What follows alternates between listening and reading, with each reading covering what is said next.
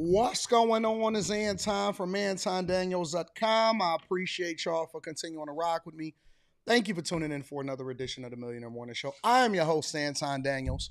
What up, what up, what up, what up, what up? What's up, friends and family? How y'all doing this morning?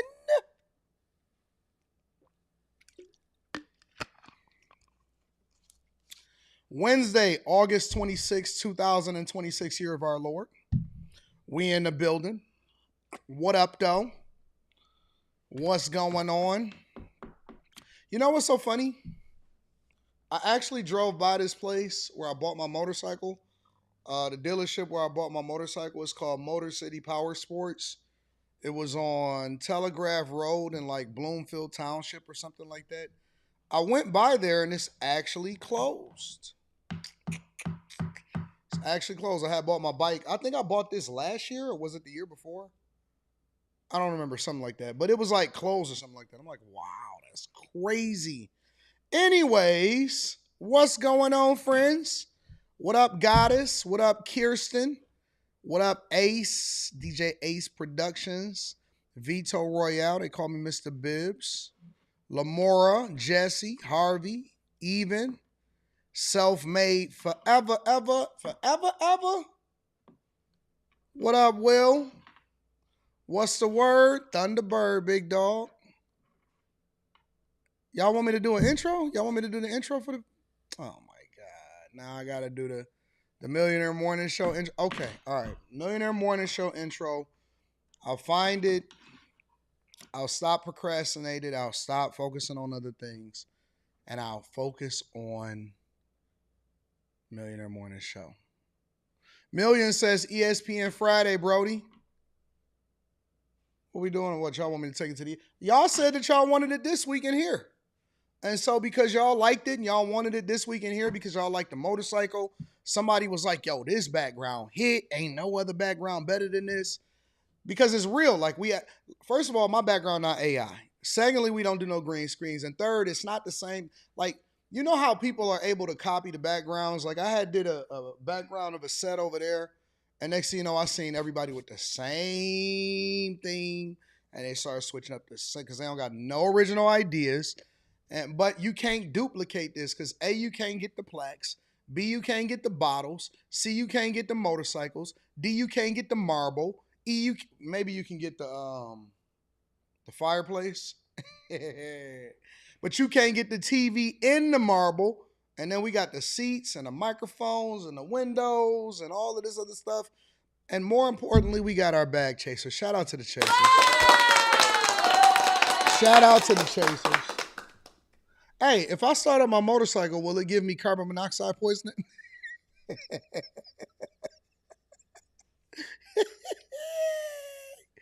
Hey. But you would only do it for a second, and then you would also open up the windows.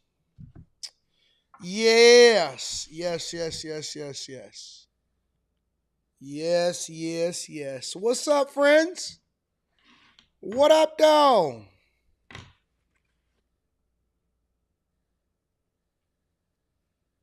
Need a cloth to wipe that. Let's see what we got going on. What up, chat? Hey, man, I did Taco Tuesday yesterday. That junk was not hitting. Went to a new restaurant yesterday for Taco Tuesday.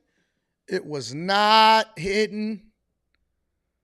It was not hitting at all. And you know how you go to one of them like the back room, not back room, but like a one of them restaurants that's like tucked away. It's supposed to be the spot and all of that other type of stuff. Man, I went in there, man. It was dusty. It was dusty, and I was like, nah, this ain't it. Rod Wiltz, I'm working on it. I'm working on my barn dominium. A lot of people don't know that. I'm not revealing it yet.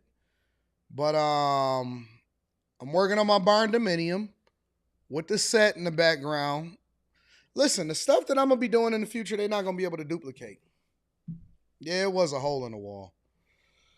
It was a hole in the wall. It was. What up, Amari?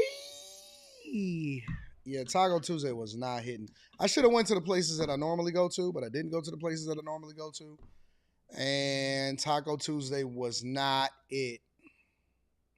Somebody says waiting for the Yada video. I don't have one for you. I apologize for that.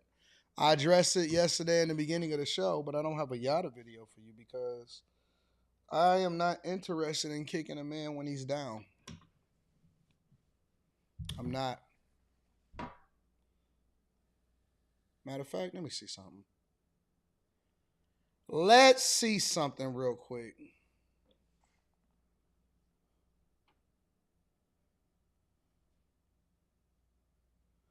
Baby, baby, baby. That Game album is hitting.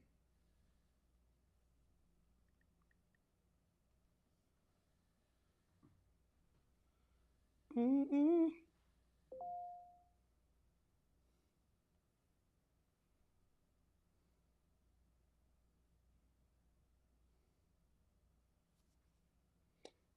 Oh, snaps. Shout out to Yada. I didn't even realize that he had sent me this. Yada. See that? And he sent me a DM. Yes, he did. Let me accept.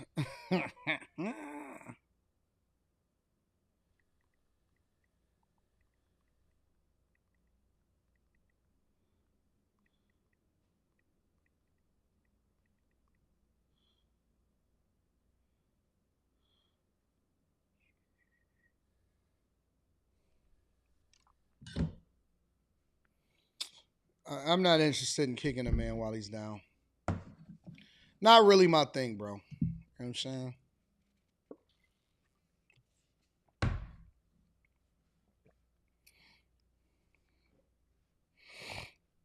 AD, what's your thoughts on LBJ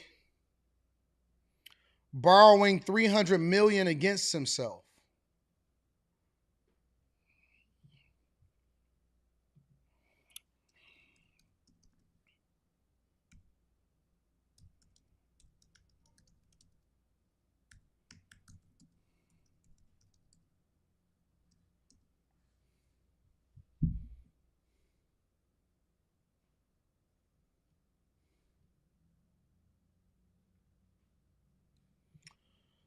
Let's see.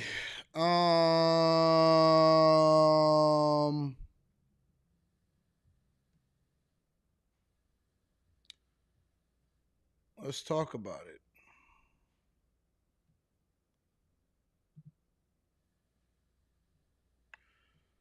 It's showing it on Yahoo Sports, courtesy of Basketball Network.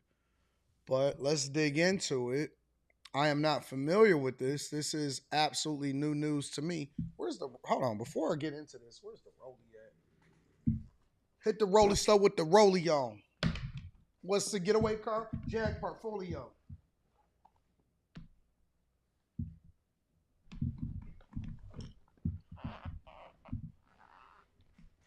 Baby. Baby. Need some lotion too. I need some lotion for the motion.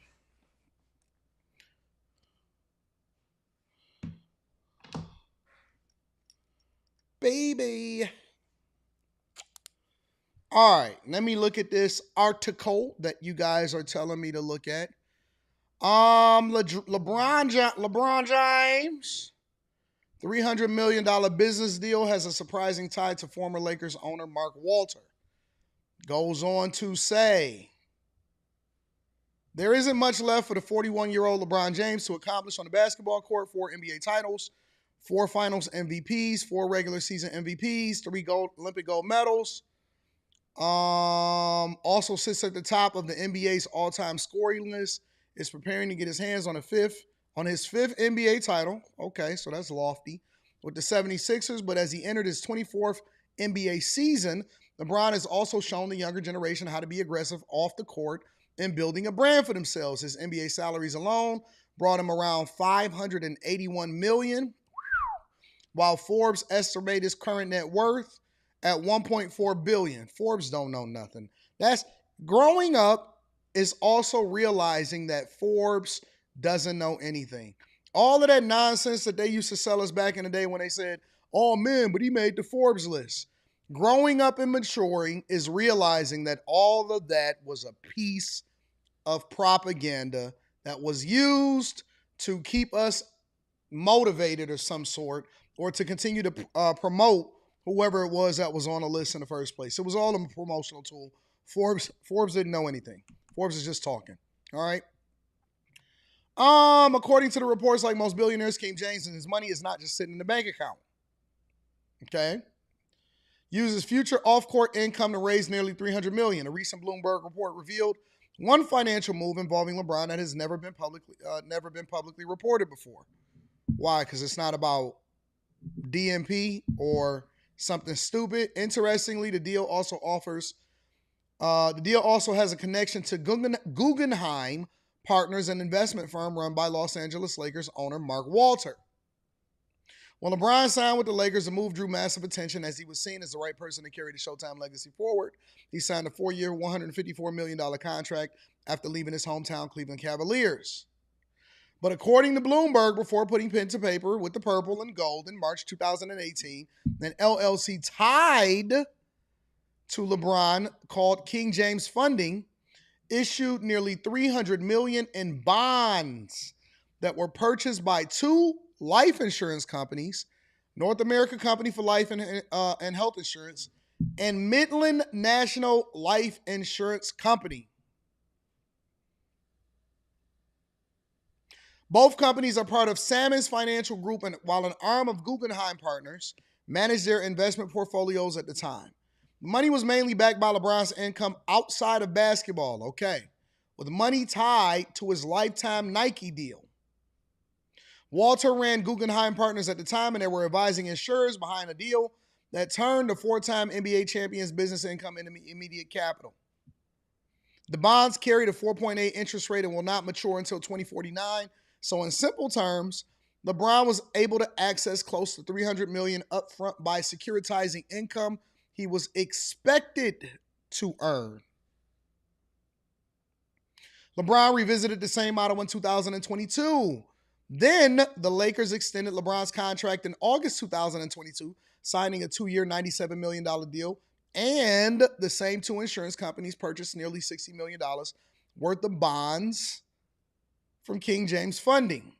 There, the bonds were structured for 34 years with an interest rate of 5.75%. LeBron's LLC had paid some of the prior amount, but Bloomberg reported that the two companies still held around $245 million in bonds at the end of 2025. Crucially, LeBron did not borrow any money against his NBA salary. The spokesperson who shared the details with Bloomberg also said that this type of financing is common for someone with LeBron's level of wealth and expected earnings. Recent transactions was also independently rated and approved by the NBA. All right. Now, before I give you the breakdown of what this means, let me also go over to Bloomberg and make sure that they're giving us all of the information and all of the insight necessary. Oh, well, so much for that idea. We're not going to play for Bloomberg right now. But, all right. In a general sense, LeBron, now, before you are even able to do something like this, the first thing that you have to do is that you have to show value. And this is the toughest thing to teach people that don't have resources. It's the toughest thing to teach people that don't have resources, is that you first have to be able to generate a level of income before other people are willing to invest in you, right? What does that mean? That means that you have to have assets or you have to be an asset. In this case, LeBron is an asset, meaning that his name, and this is why it's so important for him to be careful about what he says and not to get involved too heavily into being on the wrong side of the political aisle, depending on who the people are that continues to buy his products and believe in him, and why he continues to play for so long, and why he has to continue to sell shoes, and why it's important for his wife not to go on podcasts and say anything crazy that then messes up what he has going on, because LeBron is the asset. How do you value something? How do you value something?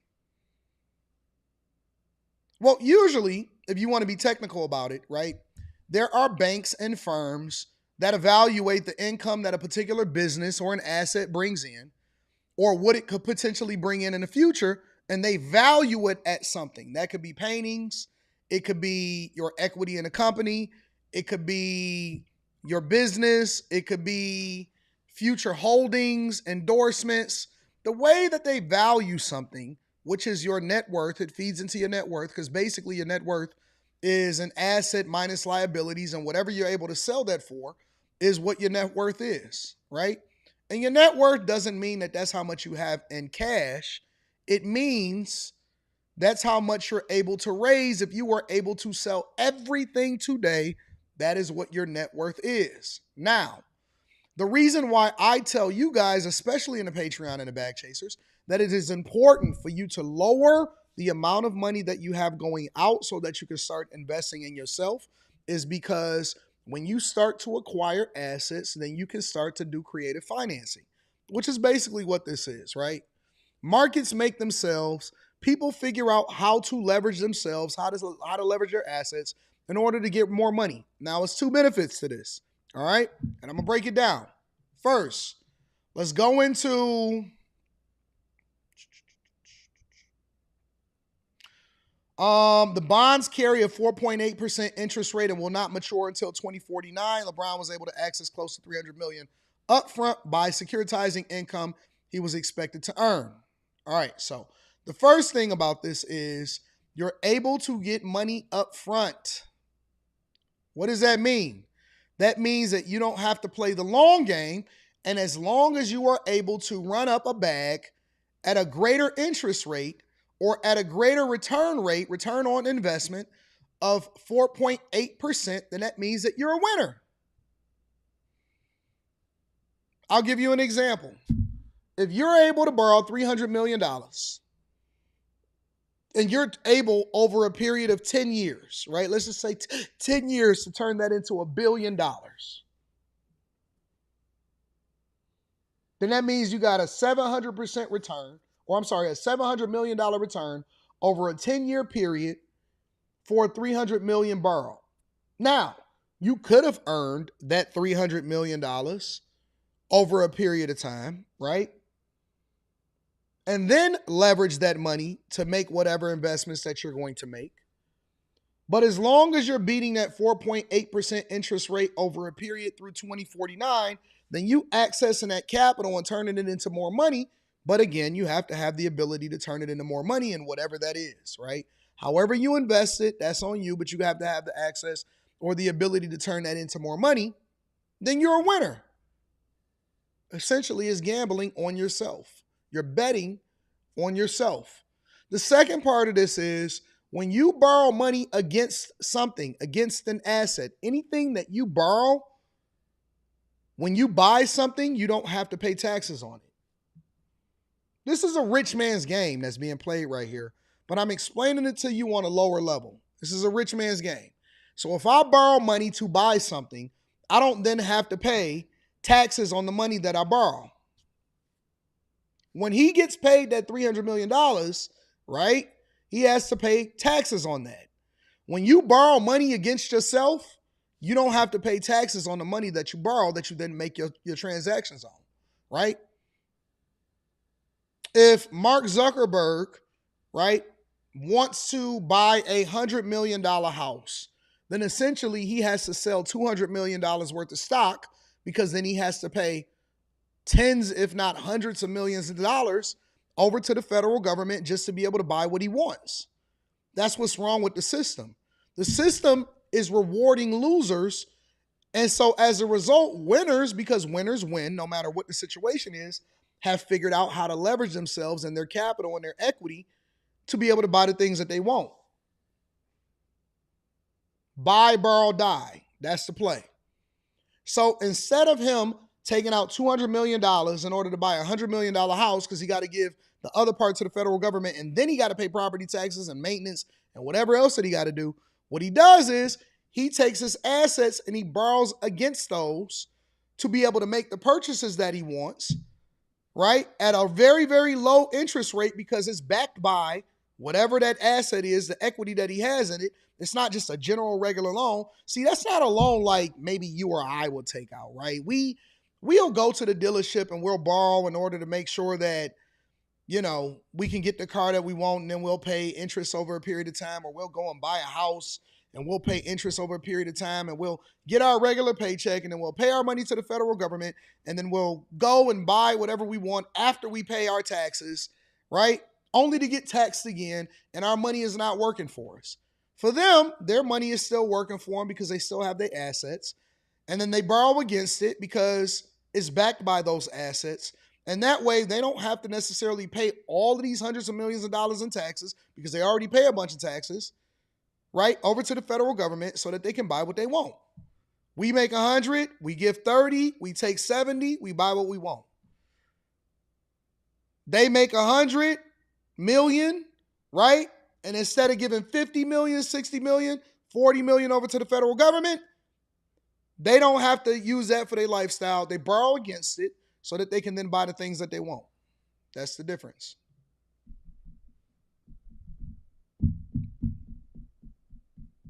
That's why I say money is a tool, and that's why you need to be inside of the Patreon. Because I'm going to show you how to get this money. I'm going to show, this is the thing that black people and the culture a lot of times, I'm not even going to say just black people. People that are in the middle class will never, ever, ever understand because they don't teach you this in schools. They're not teaching you how to move in a room when you're able to leverage an asset. They're not even teaching you how to build an asset. They're not teaching you how to buy an asset. You guys are going to work to go and get dollars that depreciate over a period of time because the federal government and the deficit continues to go up and the value of dollars continue to go down in order to try to stunt for people that don't care anything about you and you pay taxes to the federal government. People that have resources say, well, you know what? Let me just hold off for a little bit and stack up and win so that I can live after 10 years the best life that I can ever live, because not only do I have the information, now I have the resources, now I have the assets, and now that I'm armed with the information, money is a tool. Money is a tool.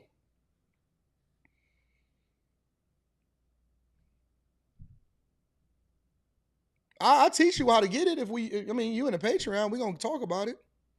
Shout out to the bag chasers. But that's all that this means. All right, let me break it down a little bit more simple because sometimes people say I lose them. All right. Person A, regular everyday person with a regular mindset, says, here, let me pick the arm without a Rolex, with the rubber band. Person A is the person with the rubber band, all right?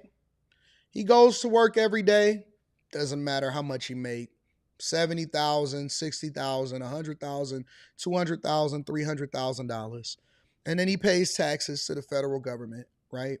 And with the money that's left over after he pays his taxes, let's say he makes $200,000 a year, and he's in one of the highest tax brackets, right? So now, after he gives $70,000 over to the federal government for the privilege to be able to work and serve them, then he can take the rest of the $130,000 and do whatever he wants. He can go trick off on some hoes. He can go and get a car payment. He can go get him a BMW. He can go get him an Escalade. He can go get him a house. He can go and tell a woman, yeah, I'm a high value man. And then she can say, ooh, daddy spoiled me. I want me a high value man. And they can go and get married. Cool. It's person A. Regular everyday guy. Maybe even a higher earner. Solidly middle class, doesn't have a clue on what the hell is going on out here in these streets as far as how people with money really move. Because he doesn't have the discipline to sit down for the next 10 years, right?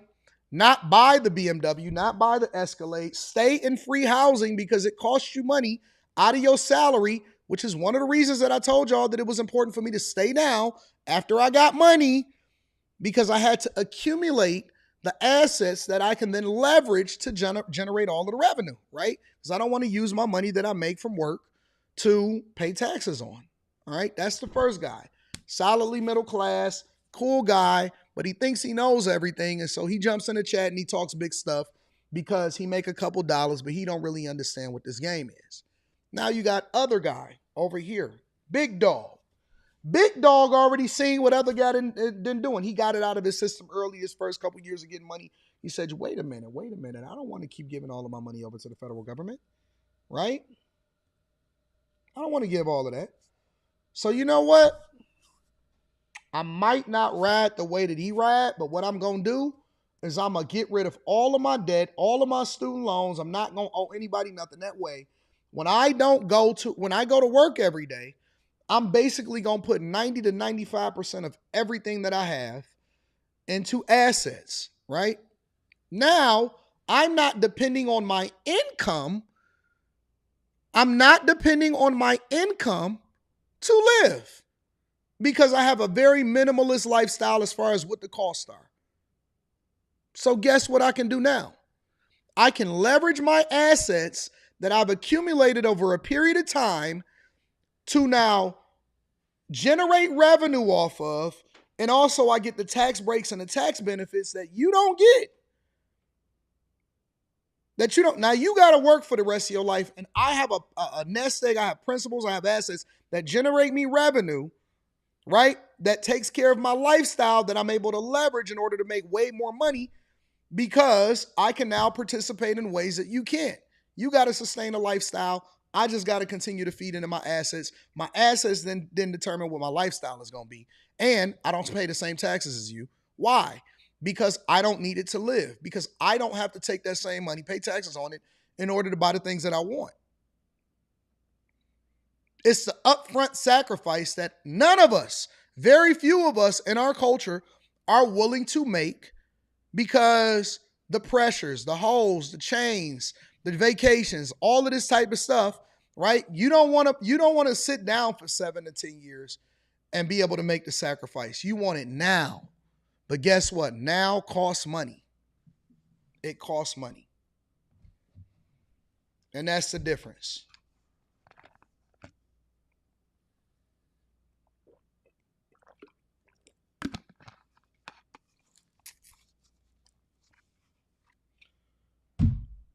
Now costs money. So if you want to know why people that have an extreme amount of resources may have a watch but really wear t-shirts every day, or they may not necessarily, drive the big cars and all of that, it's because they couldn't write it off. And so they had to make sure that they lowered how they lived in order to get the assets to then be able to generate the revenue and be able to buy the things that they really want. Y'all got it wrong. See, listen, if the information was so easily available and every rich person just drove a Toyota because that's what rich people do, then that's what everybody would do. But they don't. That's not why they do it. You drive a Toyota because that's what you can afford. They drive a Toyota because that's what they want to do temporarily until they do what they want to do, right? Until they do what they really going to do. Then that's when they buy the Cullinan and they write it off completely.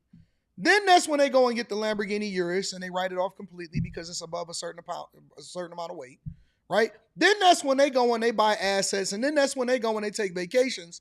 But really, it's not a vacation. It's a business trip because it just so happens to be in an exotic location that they have to go and do business in. It's a different game. It's a whole nother, but in order for you to do that, right? It's not just about write-offs. When you see people jump in chats and they say, oh man, he gave all of that money because it's just a write-off. No, that's not how it works, big dog. It's not how it works. It's not how it works. But again, this is a very difficult thing to explain to people because it's not popular in the culture. And if it doesn't come with a chain, if it doesn't come with a woman, if it doesn't come with a man, and if it doesn't come with a vacation, and it doesn't say, if it doesn't come with something that you can post on Instagram, then it's not something that's going to be popular with poor people, middle class people, the culture, or those that look to become Democrats and a part of the plantation, while at the same time the politicians is doing it the same way that I do it. That sell you on the idea that we need to tax the rich. That's the game. That's how it really goes. That's how it really goes. Nobody, This type of conversation they charge you for. They charge you for this type of conversation because it's not popular to have, and anybody that's actually willing to pay for it, actually has something to gain from it. That's why people speak and they start to get that bag a little bit differently.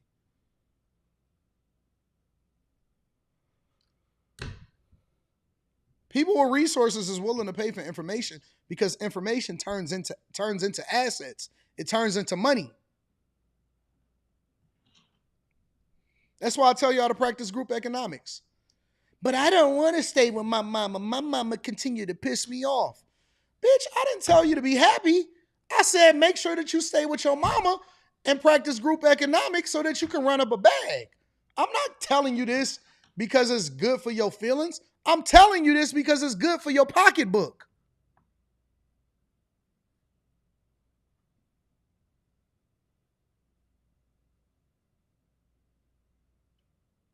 But I don't get along with my daddy.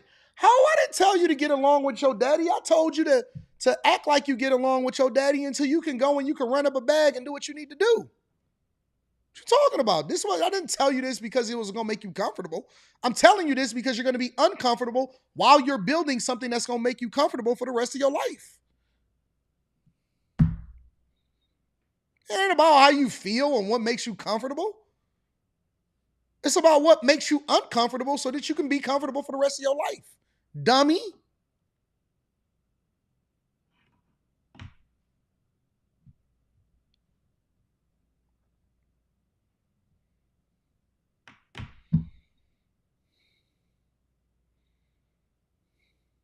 Somebody said, nah, son, moms kick sons out. Well, sons need to beg mom to come back home. You beg these hoes to come back over their house when they break up with you. You beg your job to continue to give you listen. My people. And we about to go ahead and get into the show, but I need y'all to put your pride down so you can get your money up. I need you to put your pride down so you can get your money up. Somebody said, what if you can't go back? Then get some roommates. Do whatever you got to do so that you can do what you want to do. Figure it out. Go and get some roommates.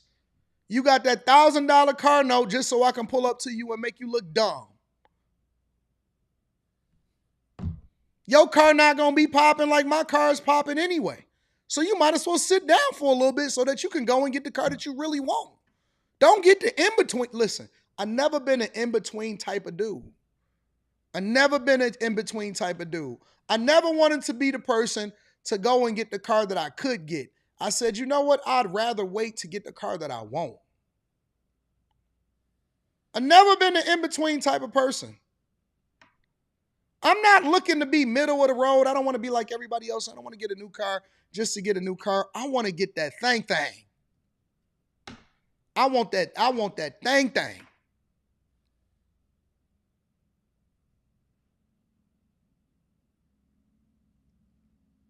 You know what I'm saying? I don't want to just be here. I don't want to be unnoticeable. I'd rather not be there if I got to be unnoticeable. What's the point of going to the party if I'm going to be unnoticeable? What's the point of pulling out on the road if nobody knows what you're driving? That's just my personality. I'm going to go and get it all. I would rather wait and get everything than temporarily get something just to say that I got it.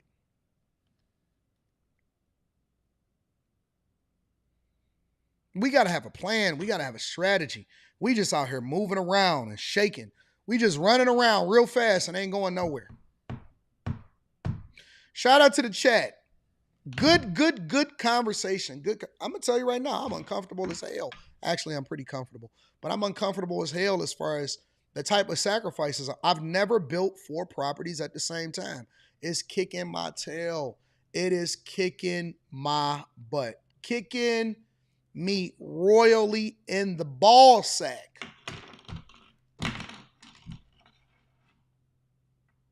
Kicking me royally in the ball sack. I'm telling you, you couldn't believe it.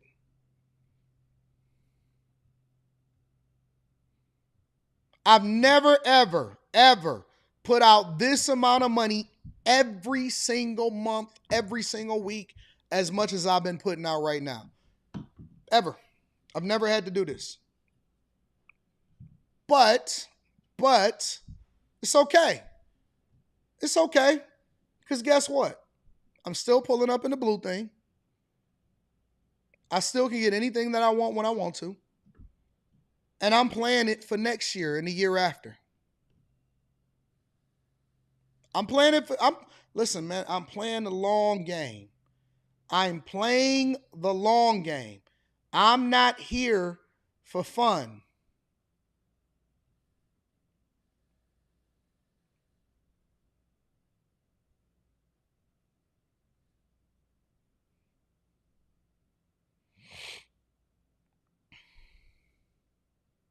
I just pulled up my account.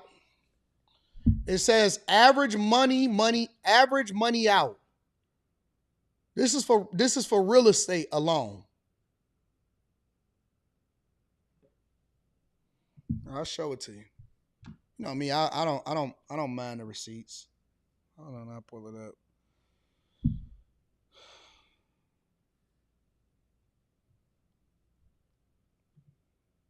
So I'm in the Chase app, just to let y'all know. See how that say Chase? See Chase app.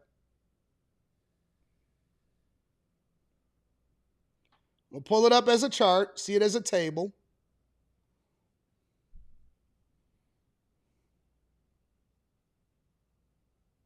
March, April, May, June, July, August.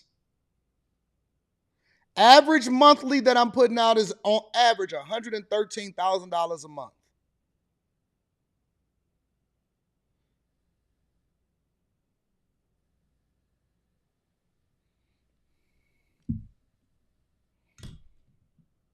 $113,000 a month just for those particular projects. Like, man, you know what I could be doing? You know what I could be doing with $113,000 a month?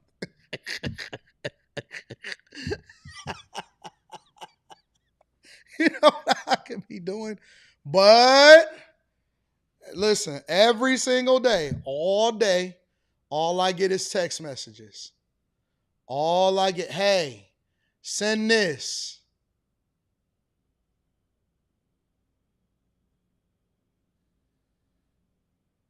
Send this.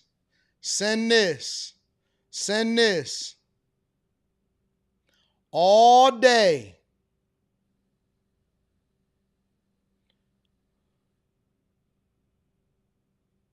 It's crazy. It's insane.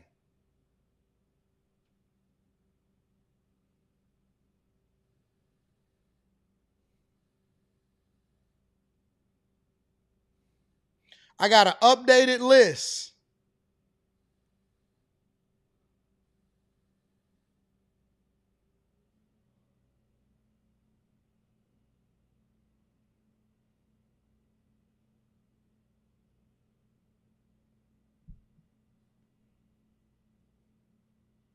Notes, everything that we owe. Updated list, everything that we owe. Towel guy. Well, of course, you're going to say the thank yous and stuff like that. Towel guy, this guy, that guy.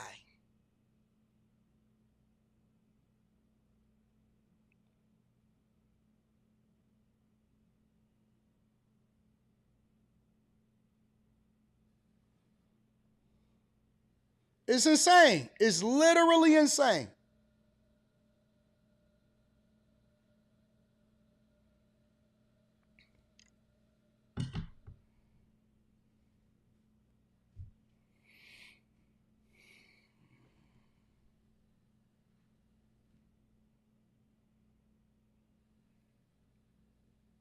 But again, if you're gonna make the early sacrifice, that way you can have the long-term growth. But it's going to take for you to make the early sacrifice.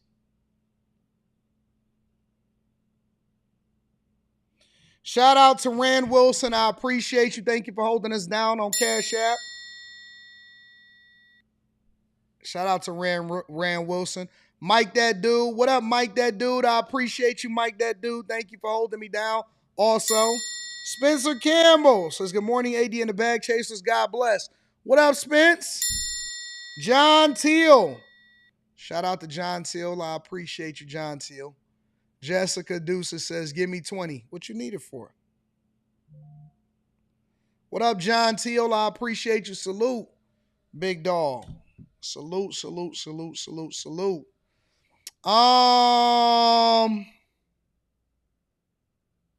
Somebody said, what are you doing? Are you dealing with all those people separately by yourself? Those are contractors. And yes, I do pay contractors individually and separately. And I have Rita handles that.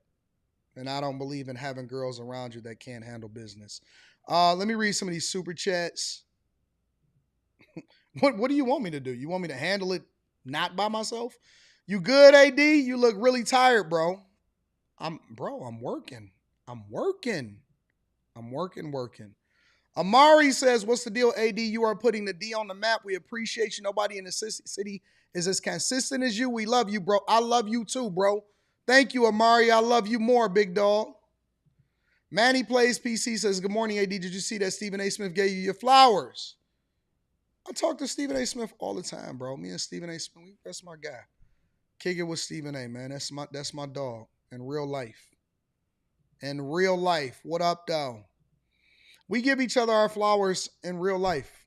I don't wait for the internet. St. Louis says, AD, if you have not covered Lindsay Clancy trial, you got to check it out. She killed her 3 kids and women are defending it. All right, I'll check it out. I'll do it right after the first segment of the show. I'll go over to it. Ashley, what up, Ash? Ashley, you look like somebody that could be one of my exes. you cute enough. You cute enough to eventually become an ex. Has anybody ever told you that before? I know that's something that y'all probably never hear, but I promise you it's a compliment. I promise you it's a compliment, Ashley. Ashley Monique, you're cute enough to at some point, let me be quiet. She says, good morning, AD. When is Molly and Miss Sanchez so starting? We ready. I love those ladies. Is that what y'all want?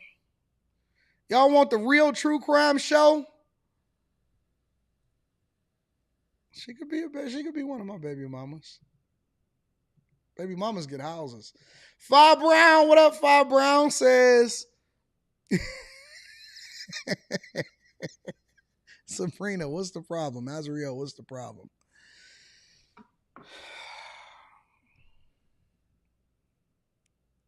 She said to be a wife. I hear you. Fi Brown says, yo, AD, not to derail, but can you cover the Center Square building in Center City, Philly, just selling for $70 million when it was purchased for $330 million in 2017? How the heck does that happen? All right, I'm not going to close that. I'm going to hold that. Y'all always want to be wives. Y'all kill me with that type of stuff. What up, Cuzzo? Podcast in the building says, if you want to change the weather, become rich now. Don't get $1,000 note so I can pull up and embarrass you. Bars. Just a bunch of generational baby boys and victims, says Compton Race 21. What up, Cop? Vito Royale says, I want to thank you, AD, especially your car. Y'all are a blessing. No money can measure my overall growth. Has been astounding because of y'all. What up, Vito? Yeah. I want to send a special shout out to my dog, the Ed Warren, in the building. What up to my dog, Ed Warren? Ed Warren says, I appreciate the motivation this morning. Ed, I appreciate the contribution. I appreciate the love because I know that you didn't have to do it. And a lot of people take that type of stuff for granted and they feel like they owed it. I don't feel like I'm owed any of that. You know what I'm saying? So anytime anybody contributes $1, let alone 100, you better believe that I'm going to show some love and you better believe that I feel some type of way about it because, You got me emotional over the idea that you love me so much that you feel the need to be able to show me love like that, bro. Real talk. I'm not sure, Ashley. Ashley is aggressive. Well, what she want?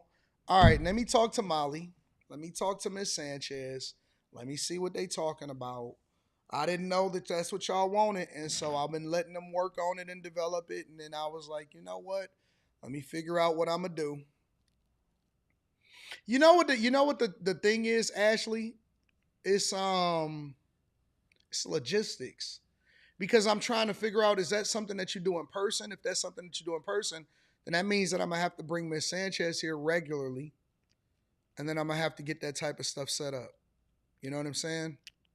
So let me work that out. It's really just logistics because I put together this team to be able to stream from anywhere, but I think that that's the type of show that you have to do in person.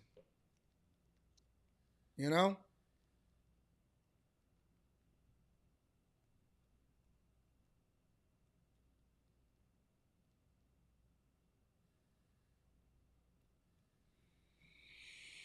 Hmm.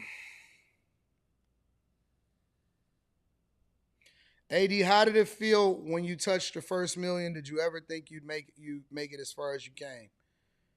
Um, it didn't feel like anything because I I don't think because it was an afterwards type of thing. It was like, dang, I made over $1 million with this situation. But nothing changed because all I did was leverage it and continue to reinvest. I think the biggest thing it was just continuing to check it to make sure that it was still there every day. You know what I'm saying? So made 1 million and I was dodging a $10,000 creditor at the same time. Eventually they caught me. Told me that I owed them over 10 grand from 2003, 2002. I was a millionaire and I didn't even. I was a millionaire. I was like, man, catch me if you can, Ford Motor Company.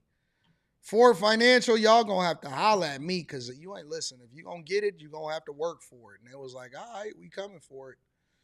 And as soon as I wind up getting a job and taking a position for another job, it was like snatchies, garnishment.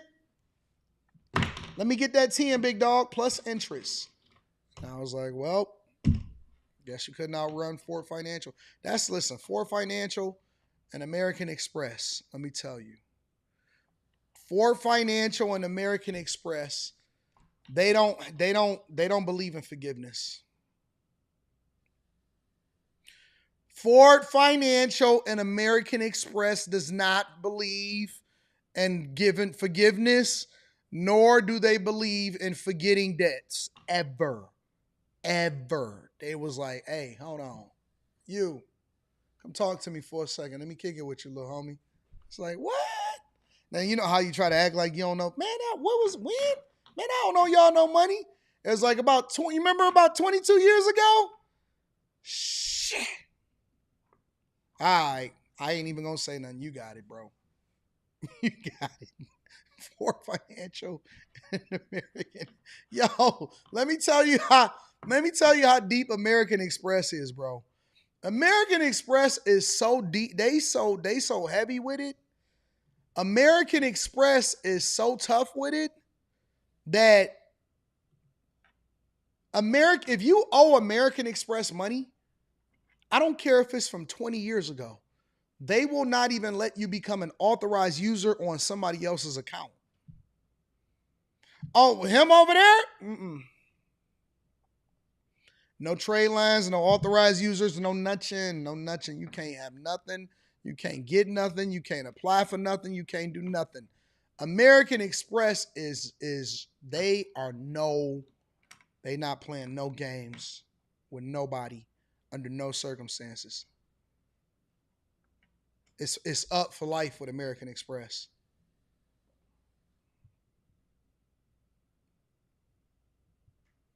And here's the thing: once you pay them off, they be like, "All right, you want another account?" Real talk. Once you pay off American Express, you pay them what you owe. They'll be like, all right, so let's do some more big business. And they'll let you open up another account. They'll let you now become an authorized user. The whole 9 yards. I'm like, all right, well, I guess that's what it is then. And you can't complain about it because it's not like you didn't owe the money. So, anyways, let's go ahead and get started with the show. Let me see what's happening in these streets. Baby, baby, baby. I'm going to read that in a little bit, Chris Parks. Let's get started, y'all. I think a very false and wrong thing to tell children is that their bullies, the mean people in school, the people that make them feel bad, the horrible people, are going to all fail one day. They're peaking in high school, they're all going to have a terrible life, and you're going to go on to be the big next thing. Wrong. This world rewards that kind of person a lot. I'm not saying you're not going to. I'm not saying that all of them are going to be ultra successful. But a lot of those people are going to go on and be very successful, happy, rich people. The thing is that most of them were extroverted, talkative, probably pretty, probably attractive, probably desirable. They just didn't have a lot of developed social skills. So they had all of that, and then they were kind of evil. But they were kids. They grow up, they maybe mask that a little bit more, maybe they hide it. They learn maybe because they're no longer kids. And then all those good traits that did good things for them, that's going to get them the really good job at the top banking company or some bullshit like that. A lot of them are going to become CEOs. Go check your LinkedIn. And the reason I think it's dangerous to tell kids this is because it makes it so that they never really stand up for themselves in the moment. Because the thing is that's probably all you're ever going to get. Like, the only thing you're probably ever going to get, if anything, is you telling them that they suck in high school. Because the thing is that if you're waiting for the moment that you see them in a loveless marriage with 12 kids and looking horrible while you're off to the races, that's probably not going to happen. Okay? Like, again, it's going to happen to some, but that's also the life that they probably chose for themselves and wanted. So, like, did you win? Probably not. And even if, like, again, it's kind of a really weird mentality to be teaching your kids, like, just wait until they're, like, disgusting and miserable. How about we teach the children, you need to stand up for yourself, have some agency, and not get dog walked, okay? And I don't know. I just think that, like, especially as I've grown up, and I come from a very, very affluent area, so these kids, you know, the really popular ones, the mean ones, usually were the richest ones, too. So they had... That is very, very true. Now, I'm not sure about the whole stand up for yourself thing. I think that's a whole nother conversation, not relevant to anything that we're talking about on the Millionaire Morning Show. But I will tell you that there are a lot of people. Listen, karma is not real. It's not. It's not. At least on this earth, it's not real. Karma is not a real thing as far as, oh man, you know, you a good person, you're going to get good things back. No, that's not always true. Oh man, they did something wrong to somebody, then they going to have to pay for that in karma life. No, it's not true. You're not going to be reincarnated. Karma is not a real thing. What you do after high school, you can be a complete dickhead in high school, and then afterwards say, you know what, I want to be a good person, and I want to change my perspective to where I don't find myself in a negative situation. And so now, what I'm going to do is I'm going to be very, very diligent in my studies, and I'm going to network effectively, and you could just be great, and then it's going to go on to be great.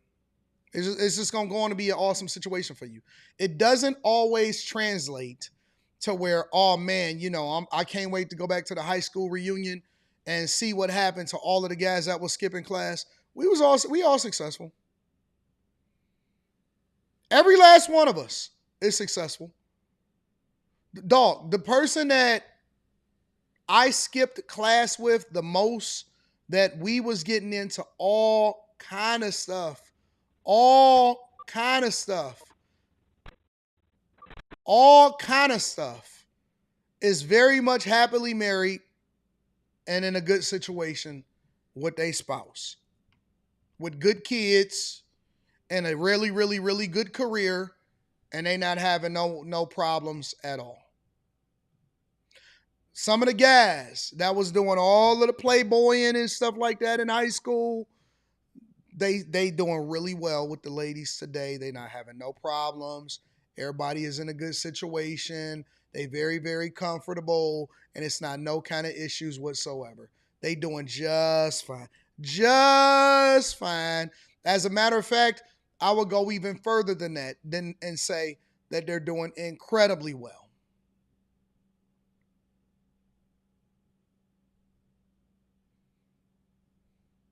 If you're waiting on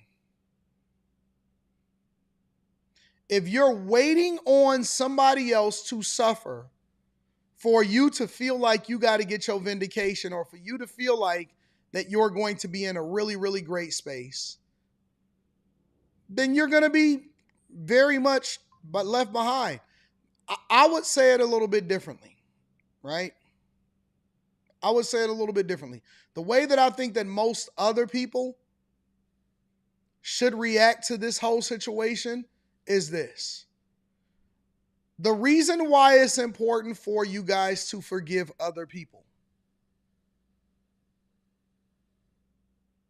is because forgiveness is for you to be able to move on with your life.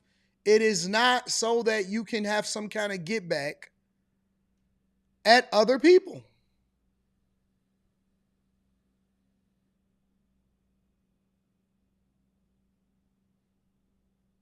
Forgiveness is for you so that you can move on with your life.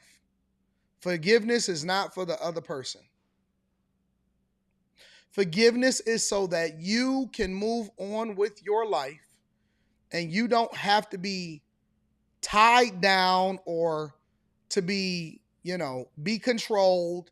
And for the next 10 to 20 years, you're doing everything and you're living in the shadow of your past while somebody else is living their whole life.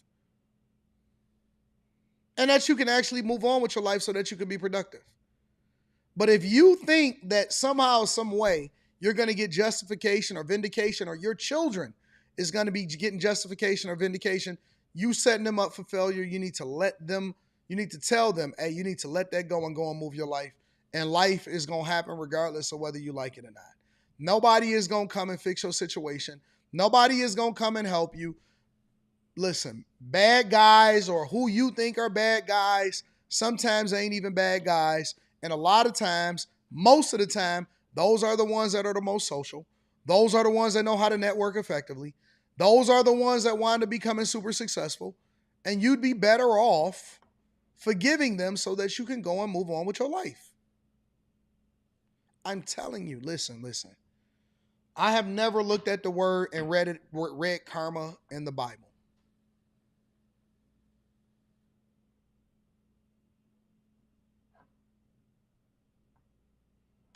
It's not a real thing. It's not a real thing. If you're waiting for somebody to suffer as a result of something that they did to you, it's not going to happen. All right, I always like to break it down from a more normalized perspective. And in order for me to do that, everybody can relate to relationships, right? That dude that bust you down and said, all right, you got to go now because, you know what I'm saying, I'm not really sure that I want to have a relationship with you any longer. You think that's something bad? No, nothing bad is going to happen to him. You may not have liked the way that he treated you. You may not have liked the way that you felt afterwards. But guess what? He's going to go and move on with his life. He's going to have a good time. He's going to be even more successful, and he's going to get a better woman than you.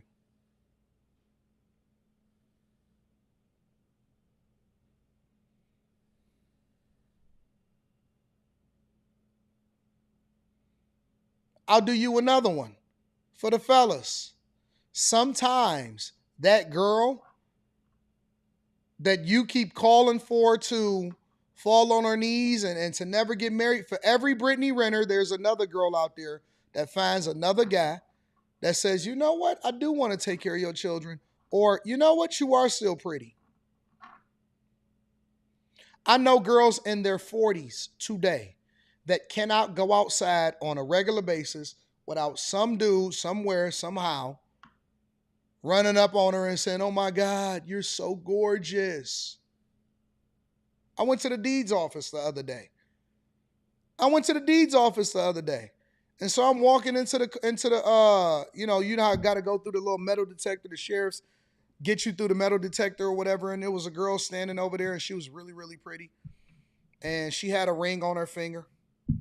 And she, you know, probably was in her 40s, but you know, she looked significantly beautiful and much younger than that. But she probably was in her 40s if I had to guess. And it was some simp doing a pitch. And I heard him. And that junk was so funny to me. I don't know why I just bust out laughing. I think I almost embarrassed him. And he says to her, and she got this big ass ring on her finger. Look like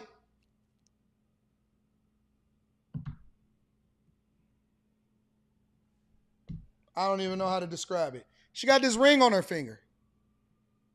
He says to her, pretty girls deserve good husbands. Are you married?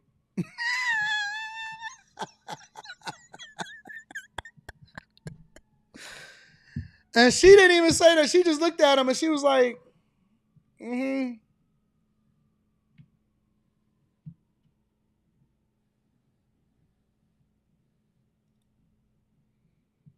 Women in their 40s are still getting approached by a whole lot of guys.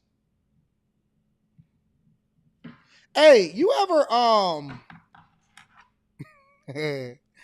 hey, you ever said something or typed something or text something and it was too late for you to take it back or you already pressed send and it may have been funny for you or it may have been cool to you, but it was actually really, really like, you know, you never really got a response on it and it looked stupid. That's what it kind of seemed like. It was one of them type of moments, like where you sent something in a text message and you like, dang, well, at least I shot my, at least I made a play with it. But you know that you said something that was just so dumb that if you didn't get the type of response that you was probably looking to get, that you was probably just gonna stay on. Like you ever send something and and you never got a response back? It was one of them type of moments.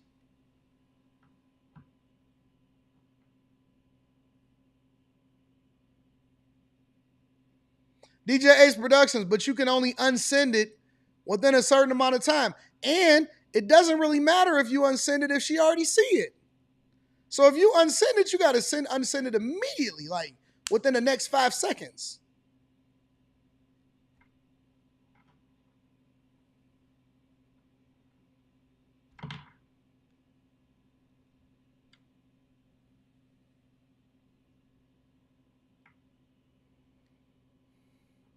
My homeboy unsent a DM that he realized that he sent like a year ago.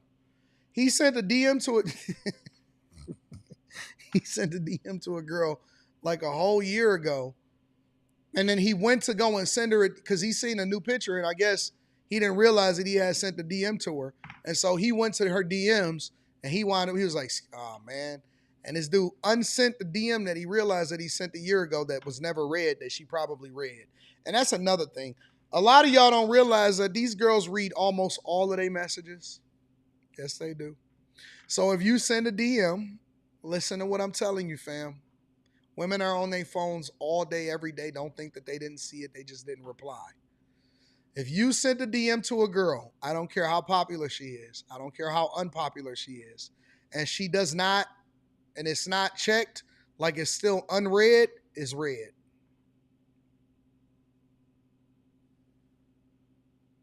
You can unsend the Instagram message. If you send a girl a message, and let's say a day later, 2 days later, whatever, a week later, 6 months later, and it's not read, it has been read. It's just not been officially read so that you can see that it's read. It's 100% read. All of them. They see all of your messages and they have been read and they just have not. Somebody said not. Slim Trini Girl says not true. It has been read, but it has not been officially read.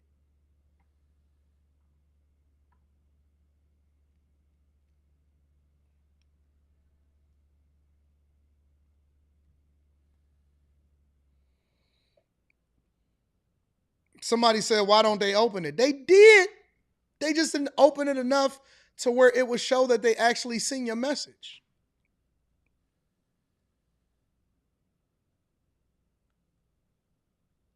Somebody said that's weak as hell.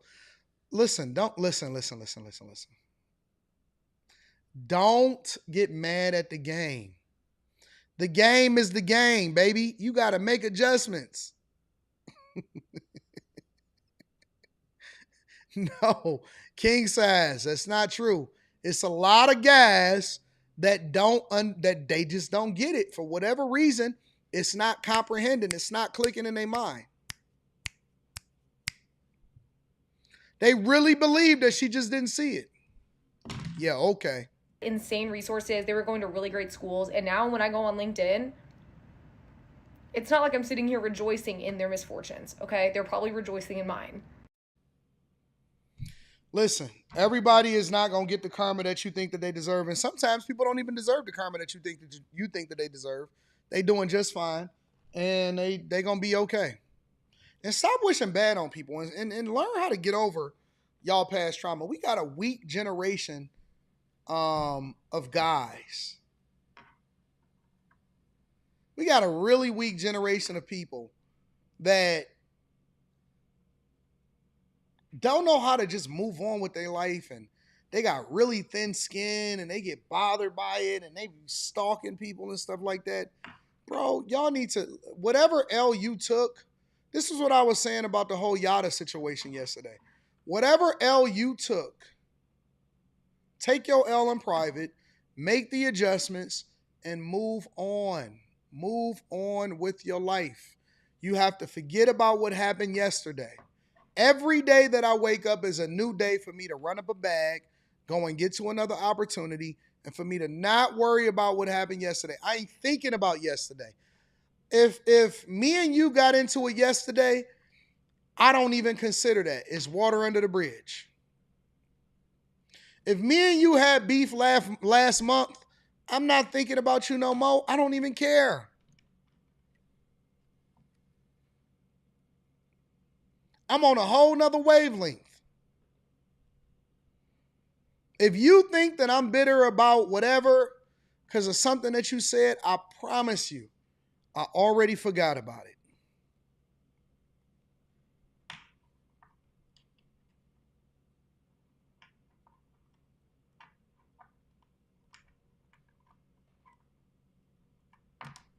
Make sure you guys hit a like for the algorithm, subscribe to the channel, and turn on your notifications. Let me read some of these super chats, and then we gonna pop off. Chris Park says, Anton, how would you go from $150,000 to $300,000 in income? Trying to meet that goal you gave us in the next 2 years. Right now, the biggest lever is my business. That's the only way you're gonna be able to do it is business. It's very hard to leap into the executive ranks of a major corporation. Very, very hard. The only way that you're going to be able to do that is through a business in most instances. Once you get into the $100,000-$200,000 range, a lot of times, if you're not specializing in some specific profession like anesthesiologist or something like that, then the best way for you to do that is through your business acumen. Now, how you go about doing that from a business perspective is a whole nother conversation, but it's through the business. Ashley, I play for the other side, AD, so I will take Molly or Miss Sanchez. Oh, all right. Listen. I can't get mad at that. Preference is preference. I believe that you told us that, or you told me that before in the chat or something like that. You no longer look like you could be one of my exes, though.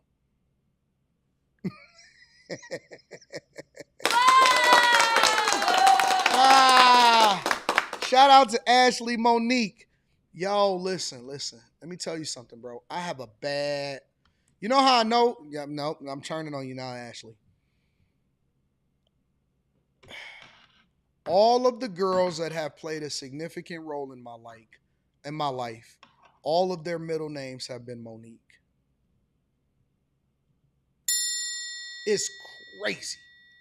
I don't know what's up with this Monique name, But for whatever reason, y'all mamas was all naming y'all middle name Monique back then. Logical Thought says I owed Amex during COVID and they were calling people I knew saying they were trying to get in touch with me. They do that junk on purpose. They do it on purpose. They trying to embarrass you into paying them. Never owed them again.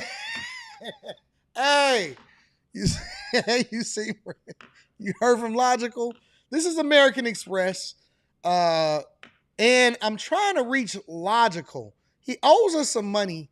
Is there any way that you know where he is, or is it any way that we can get in touch with him? Then a person be calling you, hey man, American Express calling me, telling me you owe.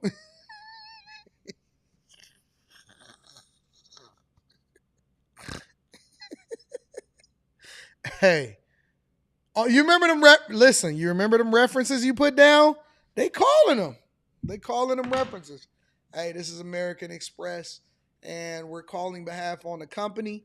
So we're trying to get in touch with Logical for this $22,327.42 balance that he owes us.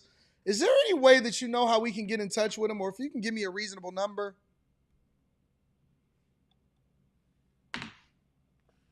Hey, man. And then you calling back the bill collectors like they know what your situation is. Hey, don't be calling my people, bro. don't, don't, don't, don't call. If we started approaching people that owe us money like the credit card companies, maybe we could get paid back. You know what I'm saying? Logical.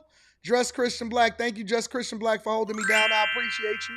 Brick Squad says they read it in the notifications tab.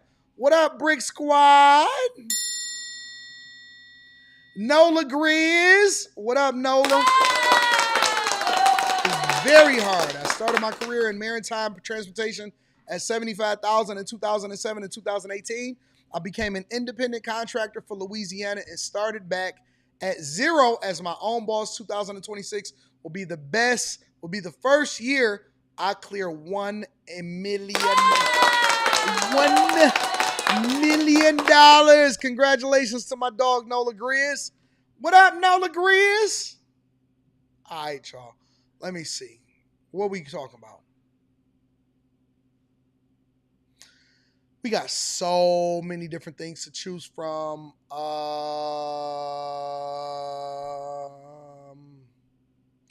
I don't really want to do Lindsay Clancy. And let me tell you the reason why I don't want to do Lindsay Clancy. Because everybody want to talk about Lindsay Clancy. Anton, are you going to talk about Lindsay Clancy? The trial is still happening. The evidence is still being presented. People are still taking the stand.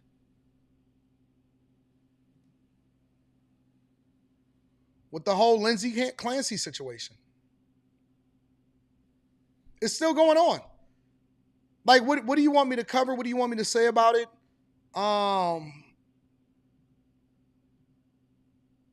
It's nothing that I could do about it. Let's see if I could pull up my dog, Stephen A. Smith. Let's see, Barron Trump. Iran put a $10 million bounty on Barron Trump.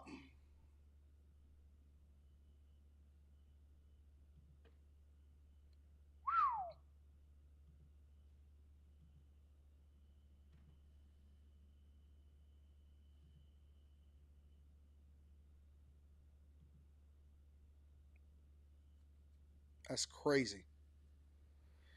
Let me see.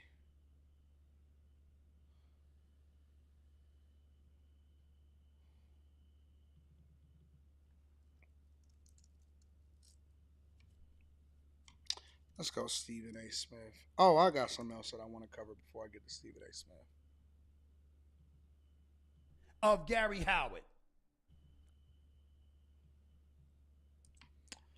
Definitely gonna get to the Stephen A. Smith content. Got to get that first because I heard that he was cooking. He was out here cooking with fish grease. Let me get that queued up. You know, Wednesdays is an interesting day, hump day, because a lot of people want you to cover a lot of things.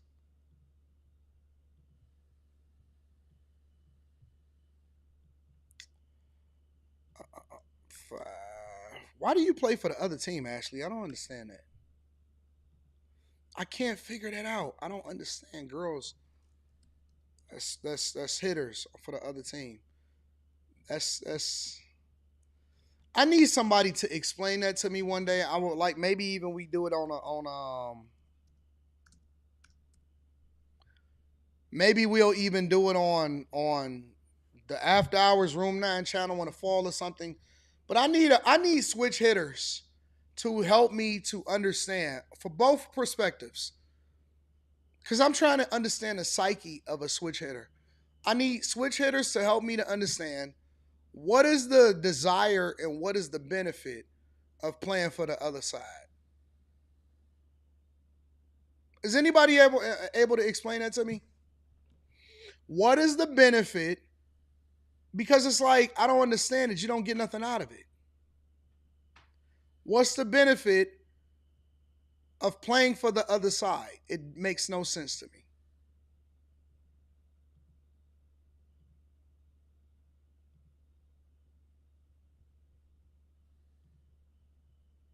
The search is on for two suspects who violently attacked a man who works to serve the homeless in San Bernardino, sending him to the hospital. Good afternoon. This is the KTLA 5 News at 4. I'm Samantha Cortese. And I'm John Finolio. The victim says he was attacked and it was completely random, totally unprovoked, and he's hoping someone might recognize the suspects. KTLA Shelby Nelson is live in San Bernardino with more on the story. Hi, Shelby. Hi, Sam and John. Yeah, as you both said, this appears to be totally unprovoked. Greg Medina says he was just relaxing at his jacuzzi. He hasn't even been at this apartment complex for a year when suddenly he suffers this blow to his head. He says he didn't really get a good look at these suspects, but he believes they're either teens or young adults.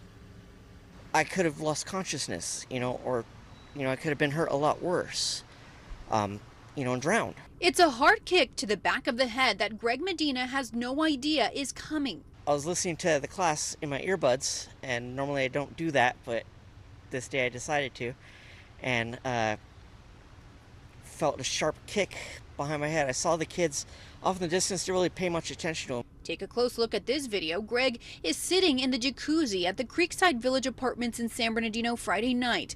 On the other side of the pool are two suspects. The person with the white shirt appears to tie his shoe before they walk toward him. That same person then kicks Greg and runs. You see the other person reach down. Greg says he stole his phone, which was resting on the concrete. He tracked his phone to a neighboring apartment complex and also contacted police. Being that it's a nice sized complex with about 30-40 units, they couldn't track it down to a single unit. It had been a long week. Greg works as a chef to feed the unhoused for Lutheran Social Services, a nonprofit organization that has a location in San Bernardino. An average morning I serve about 70-75 men, and I start at 5 a.m. and I usually end about 1-2 o'clock. He went to... This is the most... Now, the story actually turns out to be good. It doesn't necessarily have a good ending, but it does turn out, and we're going to get to that in a second, it does turn out a little bit better than probably most people expect for it to turn out. However, what will possess you to kick somebody in the head while they're in the hot tub? Now, if y'all ever been in the hot tub, whether you've been in a steam room or you've been in a hot tub, it's usually a sign somewhere, and I'm going to read those super chats shortly. Shout out to y'all. It's usually a sign somewhere that says, you got to get out after 20 minutes, or you can't be in here any longer than X amount of time, because basically you can pass out. Or don't be in here alone. Or you also, like when you do a hot tub, they actually have a timer on it. Or when you get into the steam room, a lot of times it has a timer on it, just in case you pass out, just in case something happens to you, so that, it's not still pulling up all of this heat and it's not still draining you of all of your fluids, and you're not dehydrated and all of this stuff. And you should also drink water before you go in there, because you could literally lose your life in the sauna. You can lose your life in the hot tub or the jacuzzi. Now, these fools are walking up to their apartment complex. I live in a really, really great building, bro. I live in an incredible building, has all of the amenities, has the rooftop, has a pool that opens up to the river. The whole 9 yards, bro. I don't even go swimming in public spaces. One of the things that I do plan on doing if I do build the big house, which right now I'm like 98% sure that I am going to build the big house after I take a little bit of rest after these 4 projects, is I want to have my own indoor pool. If I was living somewhere like Miami or something like that, then I would have an outdoor pool. But in Michigan, because we have winters, and I plan on being here sometimes during the winter, especially during the NBA season, I want to have an indoor pool. I won't even really go to the public pool because I just don't trust people. Being on the Millionaire Morning Show, seeing what people talk about online, all of the things that we experience in life on a regular basis, I just don't trust people. I don't trust anybody to do it. This dude is literally one of the nicest human beings. He's a chef for homeless people. For homeless people.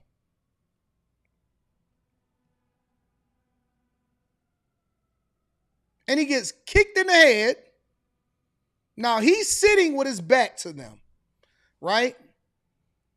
Which tells me that he is not situationally aware. And I was thinking about it when I went to Taco Tuesday yesterday.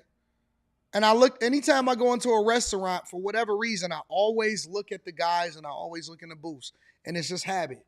And I see people and I see the guys, and most of them, not all of them, most of them have their back against the wall or facing whatever the back of the restaurant is. And they all have they facing, it'll be a girl in front of them or their family with them, and they'll be facing the front door. He chilling. He is chilling. I even had to question myself sometimes and say, man, am I stereotyping? Not that I'm going to stop stereotyping, but do I stereotype? We going to get there, Muggsy. Do I stereotype? A lot of times I park in the valet. Why do I park in the valet? Because you're less likely to run into a problem when you are around other people. It's not just so you can stun. It's not just because of convenience. It's because if I park in a parking structure, right, and I see those signs, because I read the signs now. As I get older and I read the signs, when I read the signs, do they have security driving around in the parking structure? Absolutely. But I also read the signs, and the sign says we're not going to be responsible for any valuables lost or any break-ins to your car.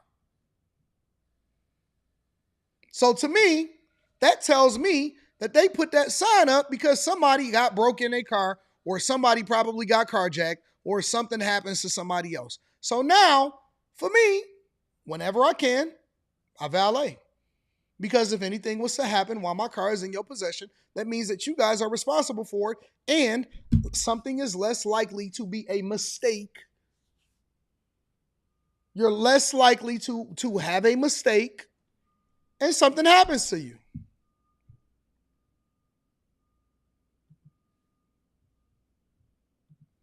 That's why I tell the ladies, it's too much that can happen to you. You got to walk around in pairs. You need to move a little bit more carefully. You need to make sure that you're not going out too late by yourself. By yourself, key word. If you can, get a guy to go with you. I know a lot of women like to move independently. It's not necessarily safe for you to do that. Why? Because you have people that will kick you in the head while you're in the hot tub chilling, especially with the camera phones and stuff like that nowadays. Like I'm really cautious too with that. It will be people that offend you and affect you and do things to you. And they don't know nothing about you. They didn't know that he was a chef. They didn't know about his life. You know what they did? They seen a cell phone, they kicked him in the freaking head, and then they tried to run. They seen a cell phone, they kicked him in the head, and then they tried to run. And we really do need to do a better job of raising our children too. I know that's an unthinkable thing, to think that we need to be responsible for how we raise our children and not having demons that then kick people in the head and take their cell phones. They could have knocked them out and killed them in the pool. That's true too, Harold Burns. You're right. They did see a white guy. They did. They did. And that matters. I hate to say that that's true, but it's true. It matters. It absolutely matters. Oh, gee, I don't know what to talk about with her because the trial is still going on. So I'm not sure how to cover that because there's so much still happening and being revealed. And I don't know which part of the trial or which part of the whole situation that we have to cover. You know what I'm saying, OG? So I'm kind of waiting because I got her on the docket. But I will tell you that is true. That is true. Yep. That is true. They seen a white guy. Because contrary to popular belief, and I know that y'all don't know this either, but I'm going to go ahead and spill the beans because it just is what it is.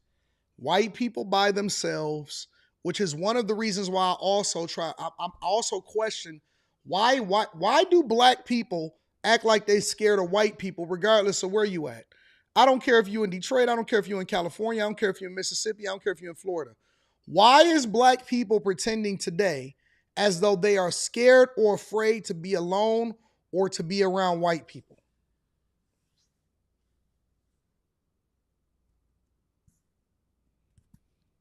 Black people see white people as weak. I'm telling you the truth. Whenever I hear black people say something like, man, what white people do to them, and I don't know no black person that's afraid of a sundown town. Send it to me, Roy Whitfield, Anton Daniels 413 at gmail.com. Let me tell you, I don't know any black people that are afraid of white people in any town whatsoever. I don't know one. I don't know any black people that are scared to stop at night in a town that is predominantly white. As a matter of fact, we feel safer stopping in towns that are predominantly white versus stopping in towns that are predominantly black late at night.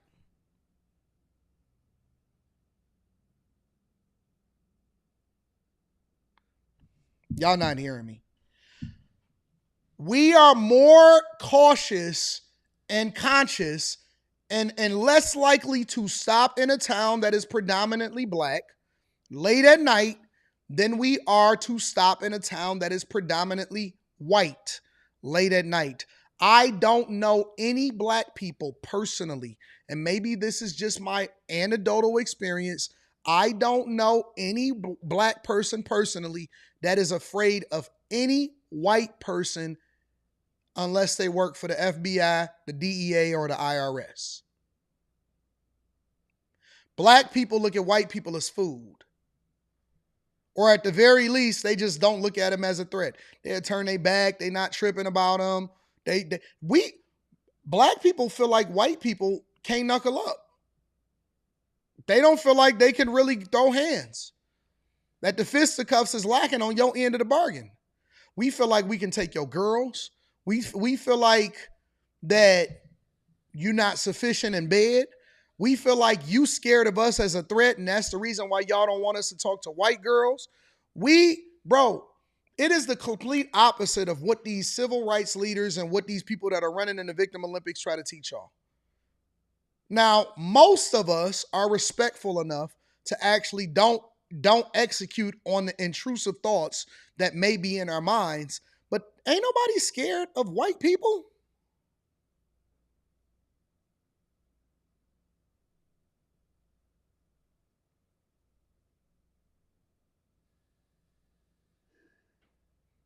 Somebody said white people can throw hands. Facts.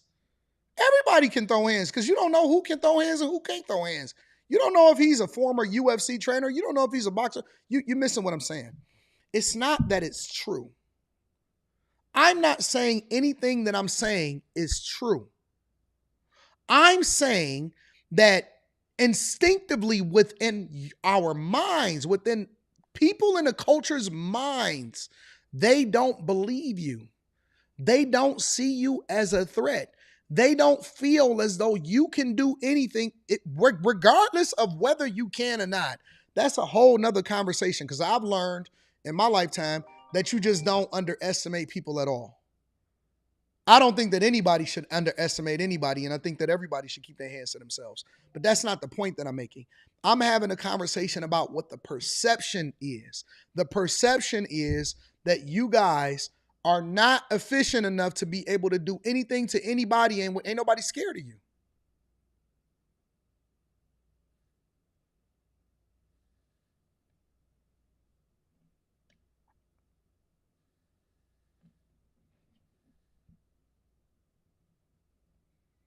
You're missing it, show enough, as usual.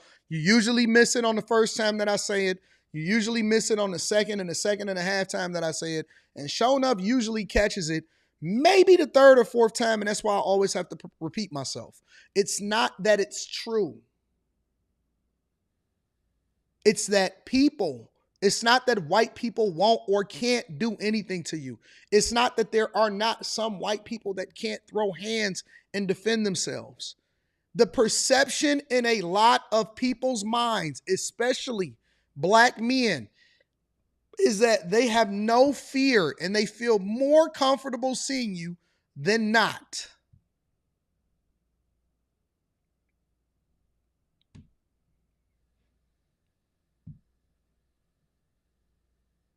That is a fact. The hood is the real sundown town.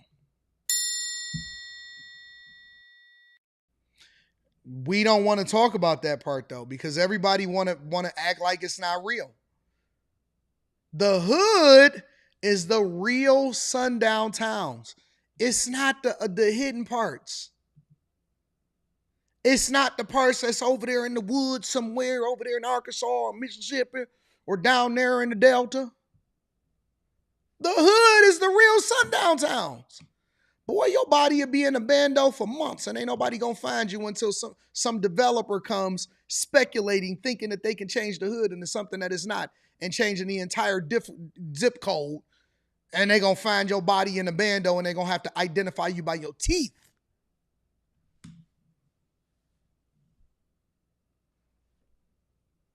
The hood is the real sundown towns. Go over there if you want to. Listen, bro, the hood in every city is the only place where they say you got to have a pass to drive down a public street. No, okay, you want to know how it's true? Notice how anytime you have somebody from YouTube go into a hood environment, they got to basically go and connect with somebody else that's there for them to document what's going on. Am I wrong? Am I wrong?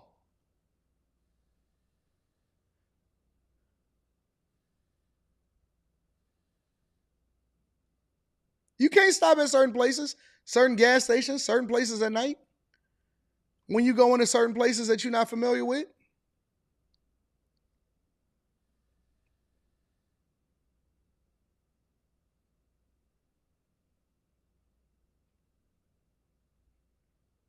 You can't just go down the street and kick it.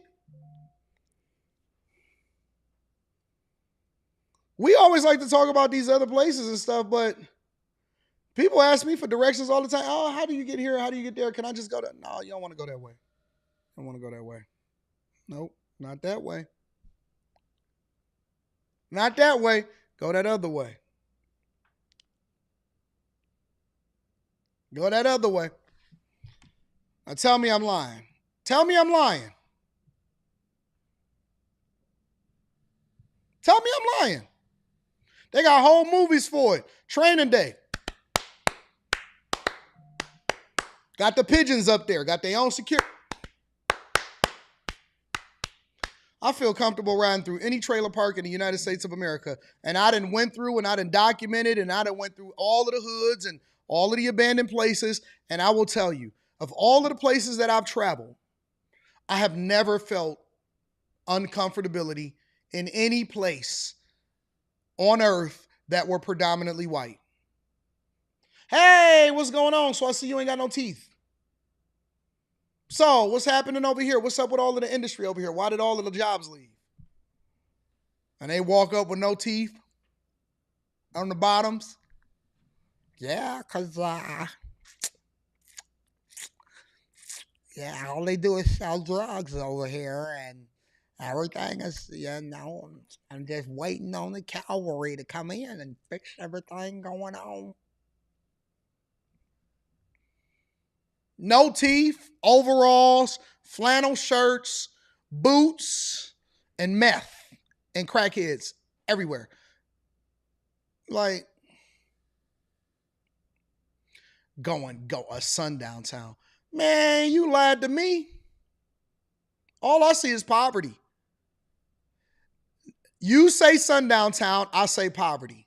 I say that they too broke to be worried about what anybody else got going on. You say sundown town, I say poverty. Oh man, I think we can shoot a scary movie over here. This looks like the perfect set. Y'all ready to set up? Nobody worried about no. Bro, I'm very comfortable. Oh, okay. Well, it looked like I'm the richest person here. All right, y'all, go ahead and get the camera set up over there. Get the camera set up over there. We're going to do a pre-record, and then we're going to do a live stream right after that. Right here, and we're shooting all day, and we're not going to worry about anybody. Be feeling so comfortable. So comfortable.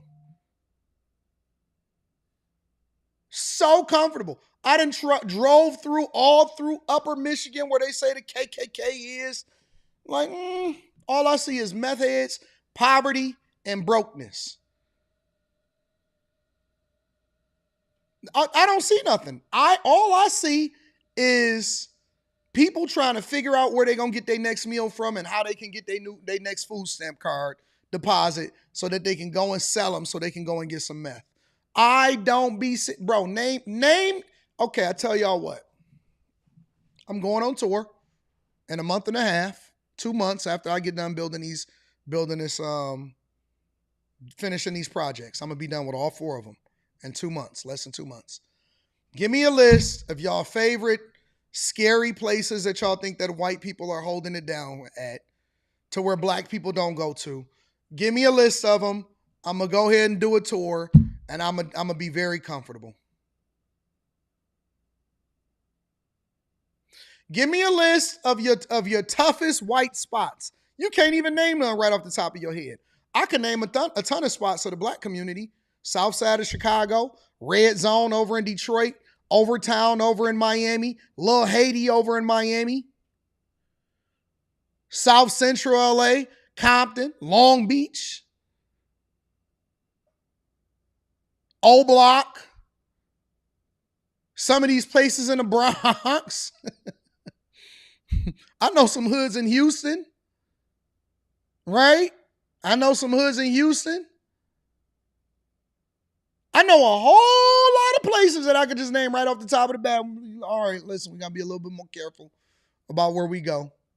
I was in Chicago one time and somebody jumped out the car on me and said, "What up, man? You Anton from AntonDaniels.com?" I said, "Yeah." He said, "Oh, man, we love you. We rock with you." Hey, be careful around here, bro. I didn't even know that was you at first. Jersey, facts. Baltimore, give me your toughest white towns. Give me your toughest white towns. Okay, you say I'm in a bubble. Cool. Because I'm the one that's the least in the bubble. I done traveled this whole goddamn country for the last 15 years documenting all kind of stuff. Give me your toughest white suburb and show me where it is, and I'm gonna show you just how tough everybody is.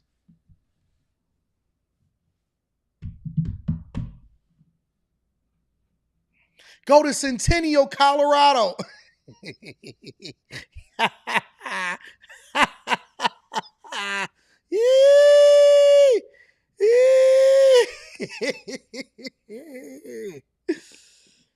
Oh man. Show them listen, just send me the list. Somebody in the chat compile me a list of the toughest white towns. Somebody says AD Howell, Michigan is kind of weird. Dog, my daughter hang out in Howell with her friends all the time. Nobody caring about, man, Howell is right up the street from White Lake, Waterford, West Bloomfield. I got property over there. I got white people that rent from me in Howell, Michigan. Man, miss me with that bull. Y'all seen an election. Y'all seen people gather together for a rally over in Howell, Michigan for the election in 2024. And then all of a sudden you said, oh man, it's tough over there. There's a Myers over there that I go over there, and then I go and get gas right after that, and then I go and have a good time. It's a nice little bar over there that I go to sometimes when I don't feel like being visible in the city. I go right over to Howell, Michigan, where it ain't nothing but grass, and have a good old time. Howell, Michigan. Man, shut that up. Howell, Michigan. We so comfortable in Howell. I'll do that video over the weekend. It's right up the street.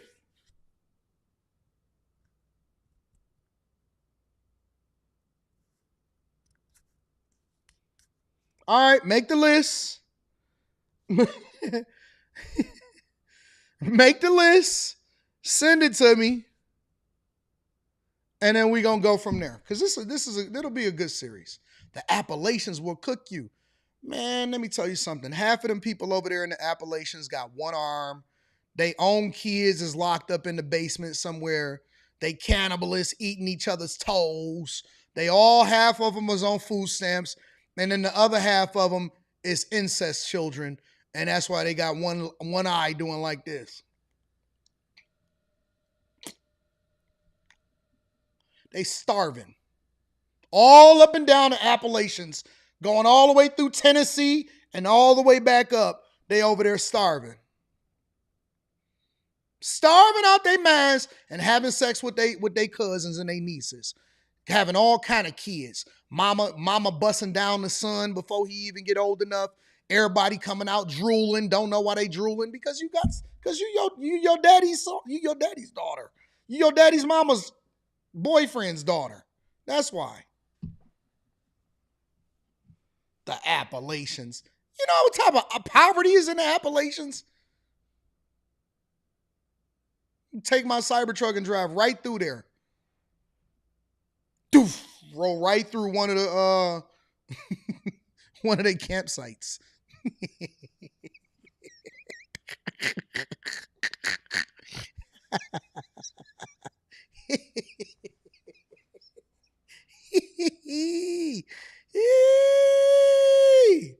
All right, we'll see. We'll see. I got you. We'll see. It'll be, 18 tolls. Like, man, if you don't get your pale self up out of here, if I run you over with the Cybertruck, they don't have no color on their faces. All of them is white. You want to see white? You want to see white? Tell you something. I'll show you white. I've been to the reservation. You know what some of the toughest places I've been to is the hoods and the reservations. Them Indian reservations. Woo! Poverty.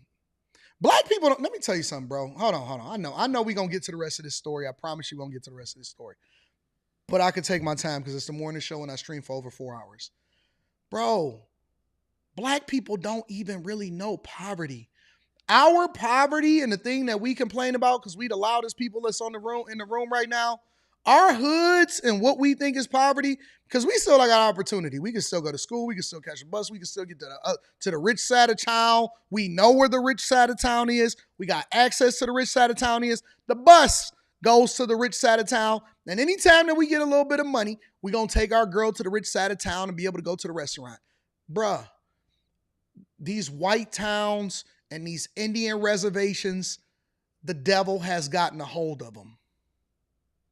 The devil has them in a chokehold. If y'all ever wanted to have a conversation about what segregation looks like, go to an Indian reservation and look at it. Because I know that y'all think that Martin Luther King was wrong, but Martin was right. Martin was right. Either go to the Delta or go to an Indian reservation and see how they live. And you tell me that you would be better off by yourself. We need each other in this country. Them reservations be looking crazy. You want to get you a bad Native American that's in poverty? You ain't got to go and get you a foreigner that's in Colombia or overseas. You can go right up to the latest Indian reservation and get you a Chickasaw.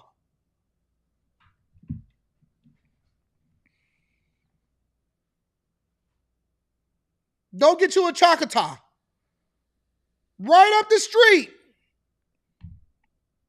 Take you an hour and 30 minutes on a dark road, and you right there. They got one police officer, one liquor store, and a ton of cigarettes and drugs flowing through the whole community.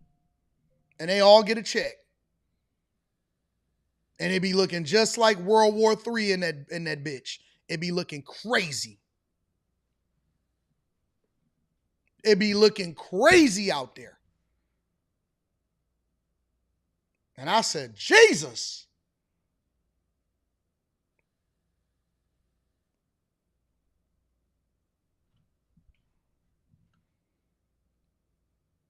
I'm telling you. I done seen it. I done hung out at the reservations. They got them in California too.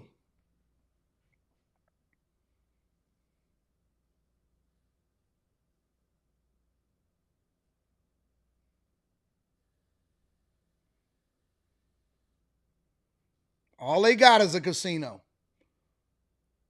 And be messed up. Somebody said I can't with you today. Why? Because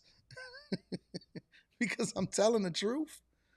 I'm not going to tell you anything that's not going to be short of the truth. I'm going to tell you the truth. Go get you a Choctaw from the tribe of Choctaw. And it ain't going to be no different than the Nigerians sending money back to the people to try for the family. It's going to be the same thing. And it be cold and it be dire and the police car need a spare tire and it's bad. Don't get you a Choctaw. Tell me that I'm lying. The emergency room and learned he had a concussion, but because he's the only parent that provides for his 12-year-old daughter, he says taking a day off was all he really could do, despite not feeling well. He's hoping someone will recognize these two suspects who police say could face assault with a deadly weapon and robbery, both felony charges. If they're willing to do that to me as a 48-year-old grown man, what are they going to do with the senior citizen that's in there? What are they going to do with someone that's in a wheelchair? Greg canceled services to his phone. Meantime, San Bernardino police say they are investigating. I don't hate them. I forgive them. I don't wish any bad on anybody. However, I do feel that they need to be held accountable. And especially as a parent. And if you do recognize any of those people that we just showed you, we will also have pictures and the video on our website, ktla.com. You were asked to contact San Bernardino Police. Reporting live in San Bernardino, Sam John, back to you. Tonight we're hearing from the man who was targeted and robbed in a hot tub in San Bernardino. Two teenage suspects were arrested after their parents turned them in. And now our Joy Benedict reports that their motivation appears to be for social media clicks. It's been a rough week and a half. It's startling video as two teenagers walk up to a man in a hot tub and kick him in the head, stealing his phone. I'm sad that these kids made this choice. Greg Medina says he didn't see it coming. He was sitting in this hot tub at his apartment complex 2 weekends ago when he was assaulted. For TikTok. They were filming a TikTok and they thought it'd be funny, so they decided to kick me. But this isn't Listen. I know that dog is a good person. He seems to be a good person. How does one achieve such a build? I have never seen this build before. Shout out to him for being a person that's a chef for the homeless. He also said that I think that he's a father of 2 daughters. How does one achieve such a build? That is a crazy build. You got to do something, bro. You got to do something at that point. Honest to God. I don't believe that they was filming a TikTok. I think that was just an excuse. I think that was a lie. And I wouldn't be out here doing more interviews. Nope.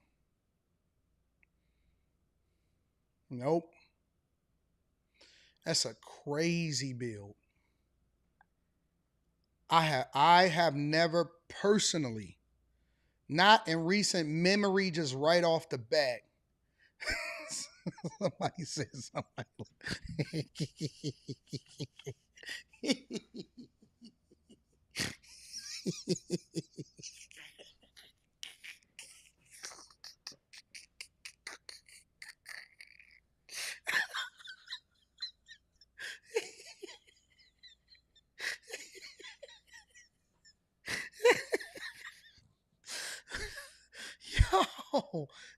Yo, whoa, whoa, Marty, whoa,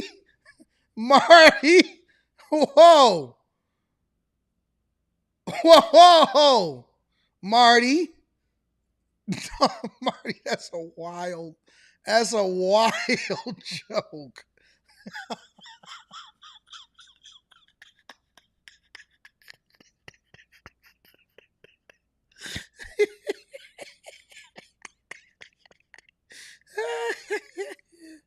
Hey. Oh, God. We do nerve fitness. Agreed. I'm waiting on my chat to mature. I don't know what's wrong with my chat. I'm waiting on my chat to mature. Nerd fitness. I don't know what's wrong with them. They are out of control. It's almost like I have the most immature chat in the world, bro. In the world. I don't know what's wrong with my chat. They need help. They need prayer. Do y'all pray for yourselves? Somebody said,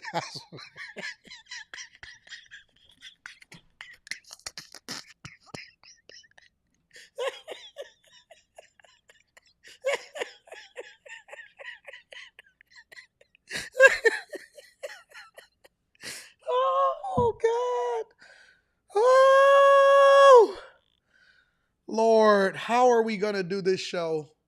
How am I ever going to get my money, God, if I got a very unruly chat that don't know how to control themselves?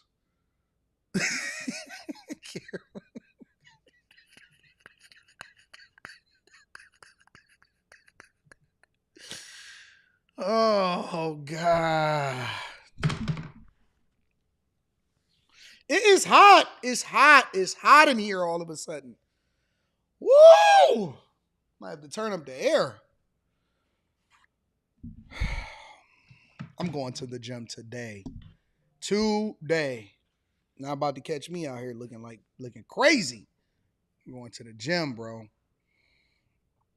Bless my chat, God. Help my chat, Jesus, to get themselves together. He was assaulted. For TikTok.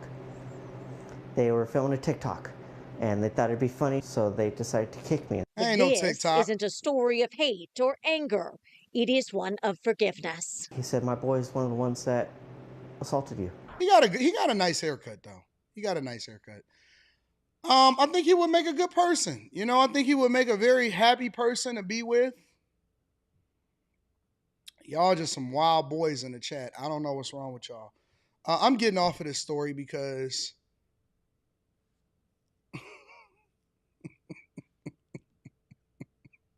I'm getting off of this story. I'm not doing this with y'all. I'm over it. We are supposed to be serious, Mr. Lydon. I don't know what's wrong with my chat. My chat is wrong. It's not me, it's y'all. I ult T-Mobile after I switched, and oh boy. Shout out to Moses Prophet, says that they the reason I started to put my phone on Do Not Disturb. Miss Know-It-All. What up, Miss Know-It-All? Oh, shoot. This looks like this could be one of my exes. I just want to back chase her, so I'm going to give her some grace, though. This looks like she could be an ex of mine, too, y'all. Ms. Know-It-All. What up, Ms. Know-It-All? Says, good morning, AD. Just spent my 41st birthday in Bermuda. Yeah. No Klarna, no bills. Enjoyed my bonus the way I wanted to. Bag chasers, we up. If y'all not a part of the bag chasers with some of the prettiest girls that I've ever seen in my life, make sure that y'all tap into the Patreon. Link is in the description. Shout out to you, Ms. Know-It-All. High Tolerance says, good morning, Big Dog and the Chasers. Check out Elisa Goods, the woman from NYC who visited a friend in Vegas and was found dead in an embankment by the Las Vegas Terminal 1 parking garage. Nothing on camera. No, that's not true. It was on camera. I did a review video up on the Anton Daniels channel, and it was on camera. It was on camera. They seen the security footage of her fall down the embankment or whatever it is that they said.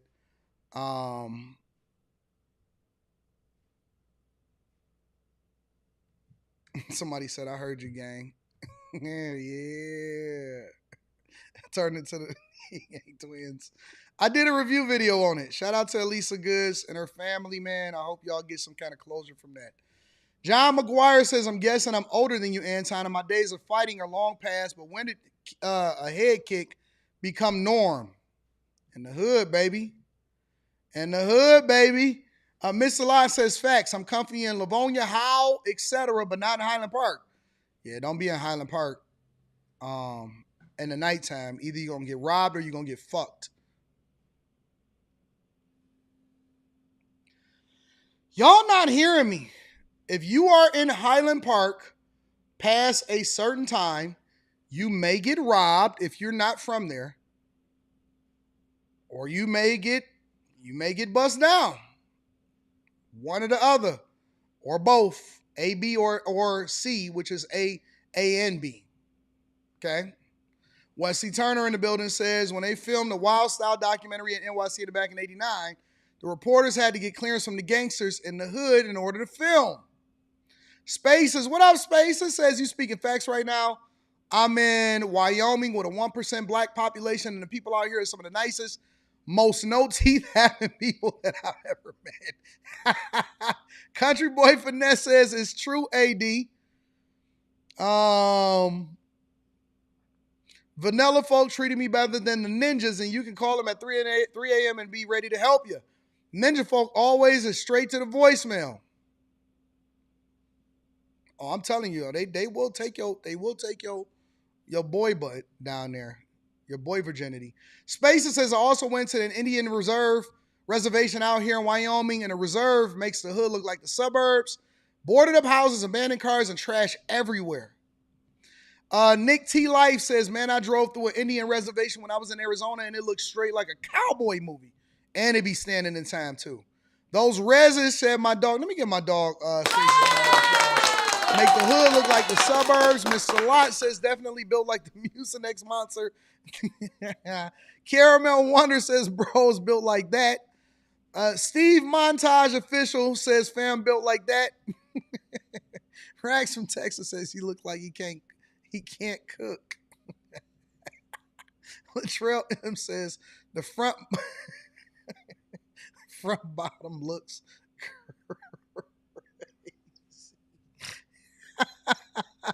What up, P. Shank? P. Shank says, good morning, Anton and the Millionaire Morning Show. What up, Shank? Hey, man, make sure y'all hit the Patreon. The link is in the description as well as...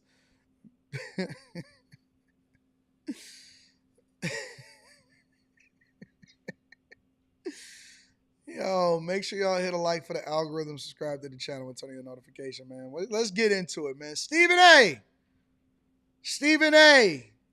came off a vacation. Actually, I had been talking to him, and he had been sending his daughter off to college. Ironically enough, his daughter and my daughter is the same age. And so as I was getting my daughter ready for college, he was getting his daughter ready for college. And while he was getting his daughter ready for college, they hit him with the UAP shebang. The National Association of Black Journalists decided that they wanted to give him a thumbs down specifically for, and this is the reason that they cited, for disparagement towards black women and disrespect. And then he finally said, all right, let me address this appropriately. What's up, everybody? It's your boy Stephen A. Still on vacation. but I just wanted to take a couple of moments to revisit a couple of stories that have still been percolating over the last week, and to let you know that if I seemed a bit quieter than usual, there was a reason for that. See, last week, after the NABJ decides to give me the thumbs down award for disparaging black women, yes, I did come on the air and I was pretty ticked off, insulted, offended by the position that a few board members for the NABJ had decided to take. Notice I'm not castigating the entire NABJ. I'm just talking about a few board members who had elected to make such an egregious decision as far as I'm concerned. And I spoke about that in real time to let everybody know where I stood and why, and then left it at that. There was a reason I left it like that for pretty much the last week. And the reason is very, very simple. I was a proud papa, enrolling my daughter in the college. To be a dad, to watch your daughter, who is nothing short of brilliant, reach another pinnacle in her life, pretty much starting a new life, being 18 years of age, enrolled in college at a prestigious university, one of the best in America, being a straight A student, doing the things that she's done. I've got two daughters, my Samantha, my Nyla, who are my world. And it was just a beautiful, beautiful thing to see my firstborn being enrolled in the college, nervous and excited, all of those feelings that she had, and to just be there to witness it. I wasn't going to ruin that special moment for myself, for my family, for her. Wasn't going to happen. But I give it to y'all. Some folks out there, albeit unbeknownst to them, certainly made efforts to do just that, to ruin it for me.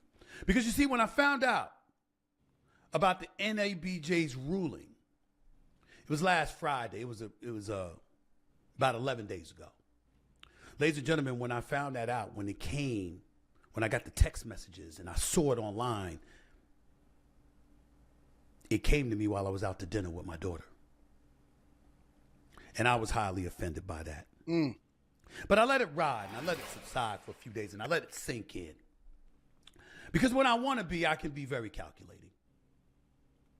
And I let it ride because, to be quite honest with you, contrary to what narrative some people want to put out there about me and black women with their lying ass selves, my focus wasn't on that. My focus was on the fellas that I know in this business. I wanted to see what they were going to say. That's where I was with it. And I spent the last week watching a lot of stuff that's been put out there. I mean, my team calls me Santa Claus. I don't know if y'all don't know that about me. I don't know if y'all know that's my nickname. They call me Santa Claus because I'm the gift that keeps on giving. Because we got cats out there that wouldn't have a damn show if they weren't talking about me. And that's literally how they make their living. And I find I can't be but so offended by somebody who needs me and needs to talk about me and needs to inundate me with their headline, my name, with their headlines in order to get paid. It's called being in the algorithm. That's called algorithm. Time Dog knows what that means. Algorithm Daniels. All right. That's called being in the algorithm. Rather you do that than breaking laws. So I get it. But I am human. I do have a heart. I do have a soul. I know what black women mean to me. I know what black women have always meant to me. And to hear such a flagrantly disrespectful accusation levied in my direction definitely hurt. But it gave me an opportunity to watch stuff unfold. to see if people were going to remind folks that I was raised by 5 women, that I have 2 daughters, that I have 10 nieces and 4 older sisters, all black, by the way, every one of them. Growing up in the streets of Hollis, Queens, and being blessed by God himself to be able to elevate myself to a place where I'm about to be inducted into the Broadcast Hall of Fame, but the National Association of Black Journalists going to give me a thumbs down award 5 weeks ahead of time. I had an opportunity to soak all of that in and to listen to people talk, and to see the disrespect or the backhanded compliments or the unwillingness to address stuff with the fervor that it deserved. And I said to myself, I'm going to wait, and I'm going to wait, and I'm going to wait because I want to see. Especially from people in this business to see what they were going to do. And I can't put into words my level of disappointment. As I said on the airwaves last Monday, I specifically said, you disagree with me, that's cool. It's no problem. We in the conflict business. We in the tension business. We in a business where we disagree all the time. Ain't no big deal. But when disagreement is allowed to be defined as disparagement, we got a problem. Yeah, I will tell you this. I was absolutely disappointed a lot of times, especially, let me tell you who I was most disappointed in. I was disappointed in a lot of guys, and I was disappointed in a lot of Republicans. I was disappointed in a lot of guys, and I was disappointed in a lot of Republicans.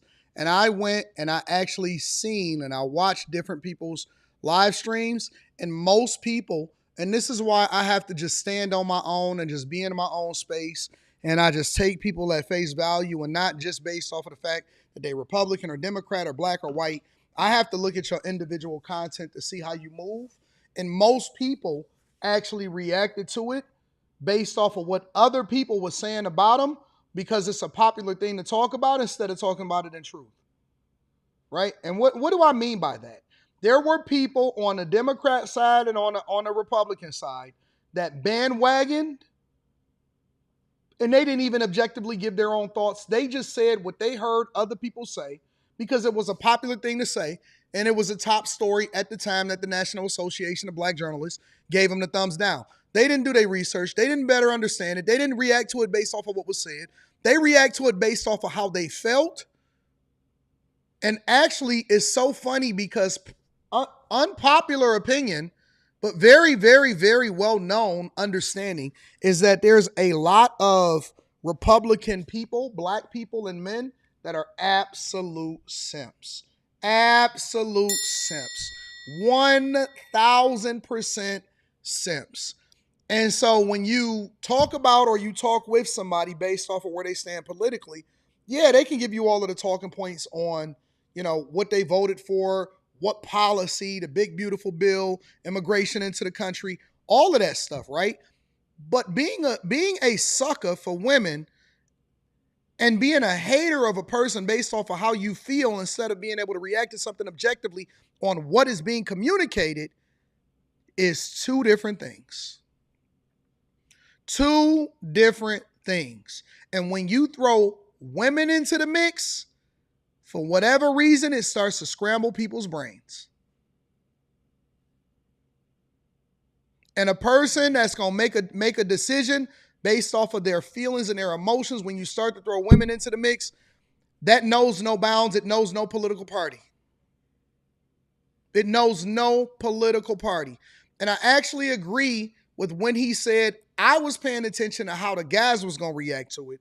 Because again, when you go based purely off of the facts, not based off of what you think about Stephen A. Smith, not whether you agree with him or not when it comes to Kyrie Irving or his takes on LeBron James, not whether you agree with him or not on whether or not he should have voted for Kamala Harris or not, when you just go purely off of facts. And this is what I was saying last week, or actually I think it was the week before, but this is what I was saying last week about Stephen A. Smith. In no way can you say objectively that he has been disparaging, disrespectful, has gone off on, or personally attacked a black woman. You can't. You just can't. That's not even his character. That's not even the type of person that he is. You just can't. You can't. And after all of this time, they don't have no evidence. They don't have any evidence whatsoever of him saying or doing that towards them. But that was the only reason that they gave, that he gave the thumbs down for. So because he criticized a public figure, a politician, might I add, and all politicians, as far as I knew, was fair game, which also shows you how we are very, very tribal when it comes to black people, even when it comes to politicians. The only politician that you can go off on is ones that tend to lean conservative. So anybody can say anything that they want to say about Candace Owens. Anybody can say anything that they want to say about Condoleezza Rice. Anybody can say anything that they want about Byron Donalds. Anybody can say anything that they want about anybody on the Democrat or the Republican side when it comes to men and women, with if they are black, if they are Republican or conservative, but you cannot criticize a black woman if she just so happens to be a Democrat, because that is against the code. It's against the code. Now, I've been criticizing Jasmine Crockett since the beginning of time. Plenty of others have said this chick is basically new. Raised with really good parents, pretending, acting ghetto for no reason, and doing too much instead of actually doing things or talking about things that will actually help from a policy perspective, but continues to show up in places and supporting organizations that's completely against what we as a conservative people would stand for. And oh my God, no, you can't say nothing about that. Oh, wait, what? What?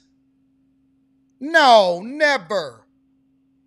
Under no circumstances would you do that.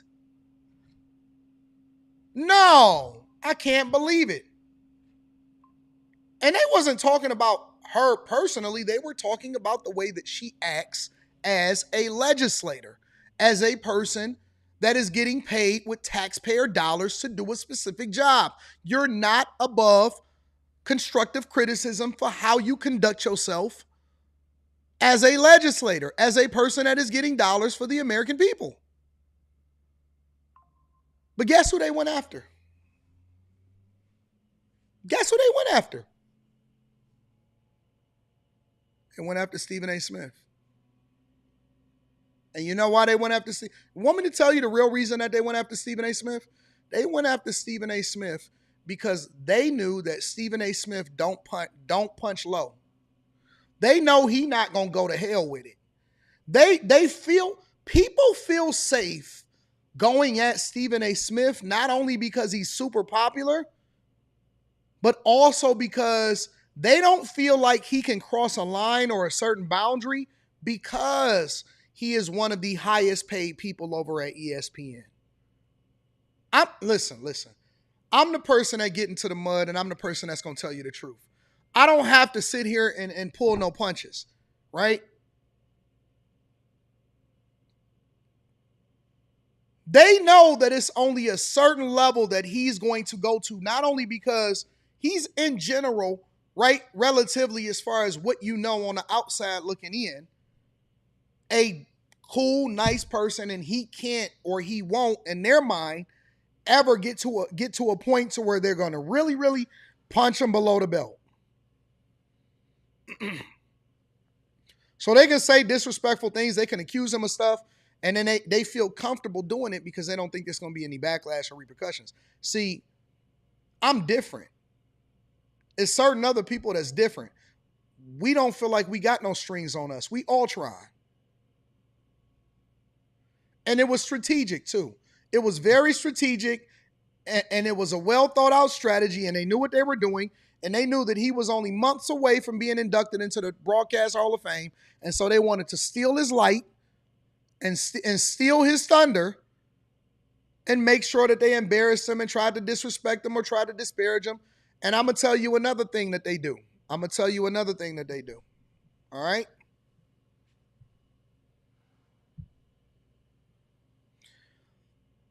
And I think that he's aware of this. And I haven't talked to him about it. This is my own personal opinion. I think they're trying to mess up Stephen A's bag.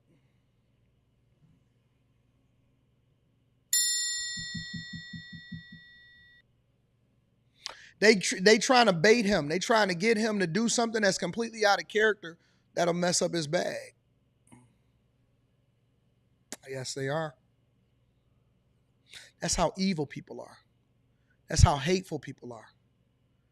They are willing to say something or do something that they hope will ultimately translate into him getting his bag took back from him that he so rightfully earned from the network.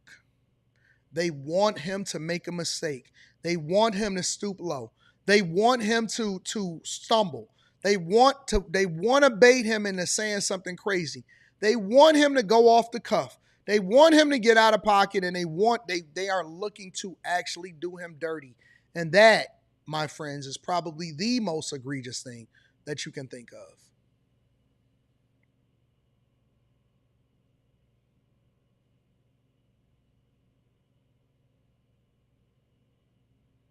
We don't really want to see each other become successful. We really don't, honestly. Anybody that ever lied to you and said, oh man, we need more people like this, or we want to be, bro, when you get to a certain level, they want you gone. Master P, I just seen them disparaging Master P, talking about he not one of us and all of that. Well, when did Master P not keep it real?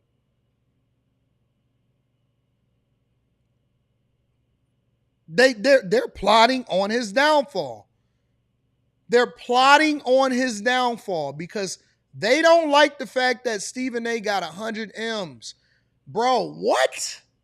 You got 100 what?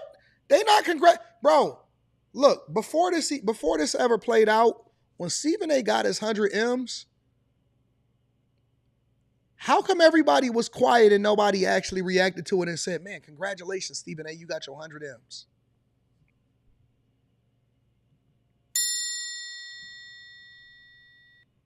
Before all of this, before the Jasmine Crockett, before all of this other type of stuff, nobody, this is a hater-ass community.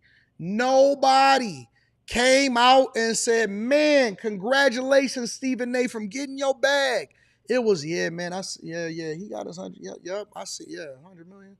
Yeah, that's cool. Like that's small. Like that's not a big deal. Joe Rogan, he got his money. Oh man, look at the top podcasters. This is what it is. Look at all of this. Call her daddy, got her money. Pat McAfee got his money. Man, Pat McAfee doing it. He got a whole setup and all of this stuff. Stephen A got his money. Whispers, quiet, like it wasn't a big deal. Yeah, they was congratulating Charlemagne. Charlemagne got your money? At some point, everybody has to wake up, and this is what I was telling them. When I knew he was in line for that, I said, oh, man, he got a target on his back. They not going to stop until they get that money taken away from him. He ain't had to dribble a basketball.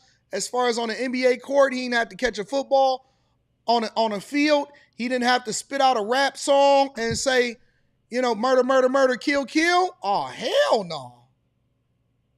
What? You got 100 M's? I'm not congratulating you. You trying to put your daughter through college? I'm not congratulating you. You had to get it out the mud. You had to come from Queens. You got fired and then you built yourself back up and you ultimately, you survived when everybody else was getting caught up in scandals. They was getting caught up in lifestyle choices. People was losing their platforms. Networks was closing. All of this other type of stuff. You was the one that persevered and you worked your butt off 24 hours a day.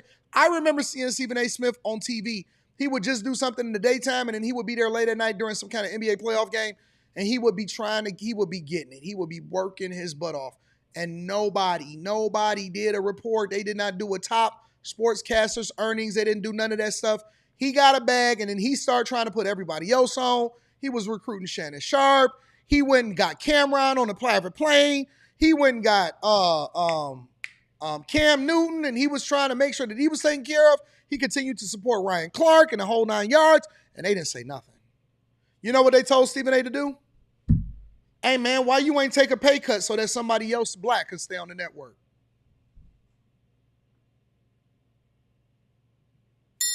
You ain't tell Pat McAfee to take a pay cut.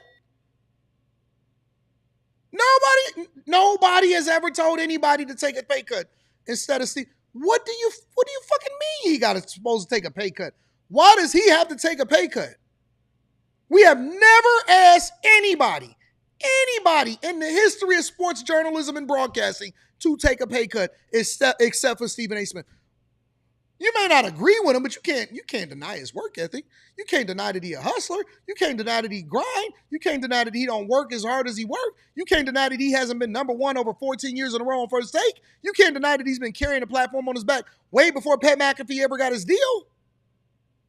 It's basically the Stephen A. Smith network. He basically built the network. He deserved 100 M's. He deserved more than that. He actually deserved 100 M's, and he deserved equity in Disney. He deserved stock options. Hey, man, take a pay cut. Take a pay cut? Take a pay cut? What do you mean? Listen, you may think that it's cool for you to take a pay cut, but you can't tell somebody else to take a pay cut. What the fuck is wrong with you? From Disney? A multi-billion-dollar company? You asking Stephen A. Smith to take a pay cut? You ain't tell Bob Iger to take a pay cut. Haters everywhere. And again, I can't believe the men. The men are the most disappointing ones because it's like, yo, we really all we got. We're really all we got. Y'all talk all of this BS all the time about how y'all support each other, and we got to make sure that we hold it down. And the women are leveraging and weaponizing themselves against us in certain areas and in women's power and all of this stuff. And the first opportunity that you get to support somebody that's running it up, again, you don't even have to agree with him, but you can't disagree with the fact that he's not a hustler. And the first thing that they do is start hating. Nah, man, what? Man, that niggas need to take a pay cut. Why they give him some money?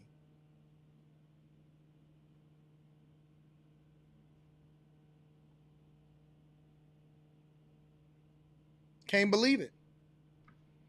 Can't believe it. Can't believe it at all. But that's the world that we live in. We live in a space and we live in a world where people having, they evil and they not doing what they're supposed to do. Yeah, I've graduated and I'm a pundit and I'm a columnist and I'm a commentator and all of that, but I'm a journalist by trade. That means I can't have the typical attitude of a motherfucker off the streets just running my goddamn mouth. I got to make sure you have an idea what I'm talking about, or at least say, based on the evidence that I know, here's what I think. People forgot to do that. And again, I'll get to their asses in a second. But not before I finally give props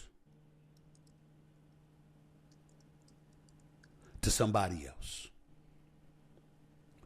And that's Mr. Anton Daniels. Talk about it. Out of Detroit. With his own podcast and YouTube show that's just popping. Talk about it. Popping every day, all day. He's been all over this. Let me tell you something. Real ones elevate and celebrate real ones. Real ones elevate and celebrate. We're no haters over here. We're no haters over here. Constructive criticism when it comes to certain subjects and talking points is different than trying to tear somebody down or elevate it.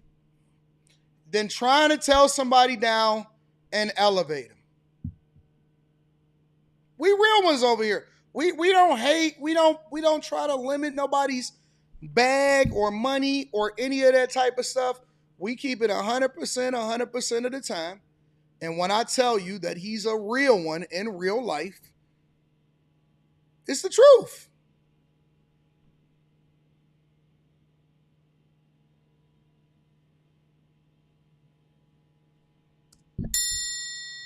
It's the truth.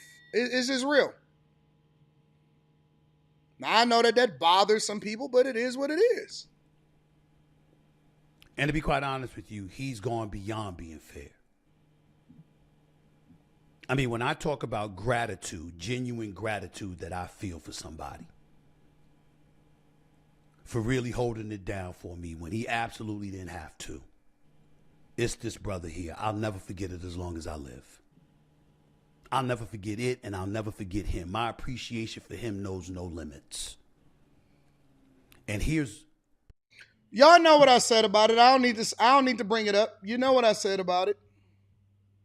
Thanks. And I told y'all when I had him on my podcast before, he's insulted me in the past. I mean, if you want to call it that, I didn't take it as an insult. I just thought he disagreed with me. He disagreed with me apologizing about Jasmine Crockett. He disagreed with me on some of the other positions that And he should have never apologized for Jasmine Crockett at all. I've taken. He told me, not just on his own show, he told me that to my face. And we had a discussion. And if you notice, ladies and gentlemen, when he and I had a discussion, it wasn't a fight that was about to break out. Nope, it was respect. We're adults. We're grown-ups. He said something. I wanted to challenge him on it. I wanted to have a fruitful conversation between two adults in a public platform. And as he told you on his show, I didn't edit a word. He didn't.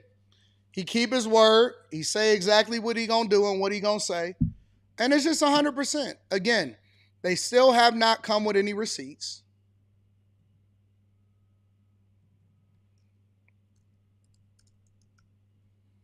They still have not come with any receipts after all of this time at all. I wanted the conversations, as is always the case with me, to be as authentic as possible. Ladies and gentlemen, he accepted. I've invited Don Lemon on this show. Don Lemon wants to talk privately first. But he said a whole bunch of things publicly. President Erin Haynes for NABJ. I've invited her on the show. She wants to talk privately.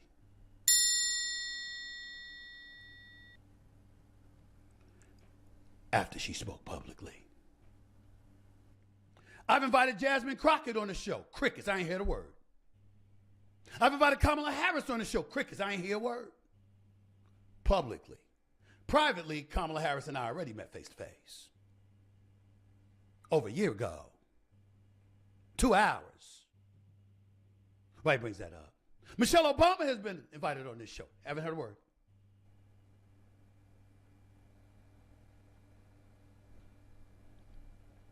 Kerry Champion and Jamel Hill have been invited on this show. I ain't got no problems.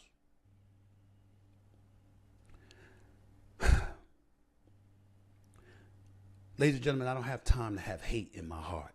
I mean, maybe for one person who y'all all know, and I'll leave that alone. But outside of that, I really don't have time for hatred in my heart. I certainly don't hate any of these women. I've got nothing but love for them. Do you know that if Kerry Champion or Jamel Hill or any of those ladies wanted to meet with me, I would? Do you know if they wanted to come onto this show together, like me hosting a round table with these ladies?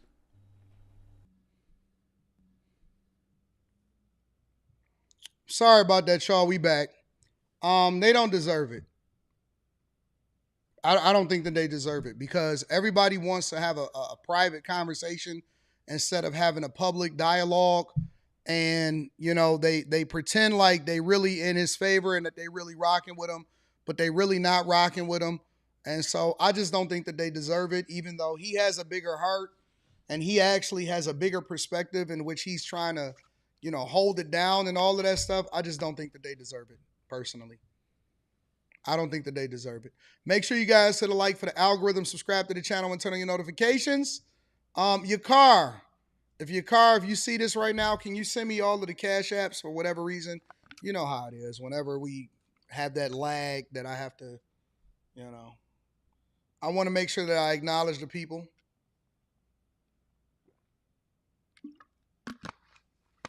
If you can send me the Cash Apps, the previous Cash Apps, that will be helpful.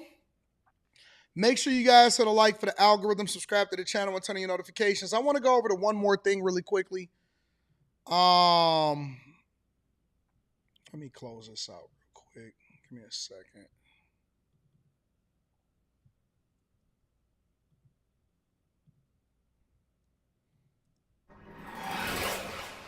Adam should come out, and Kathy. I like both of them a lot.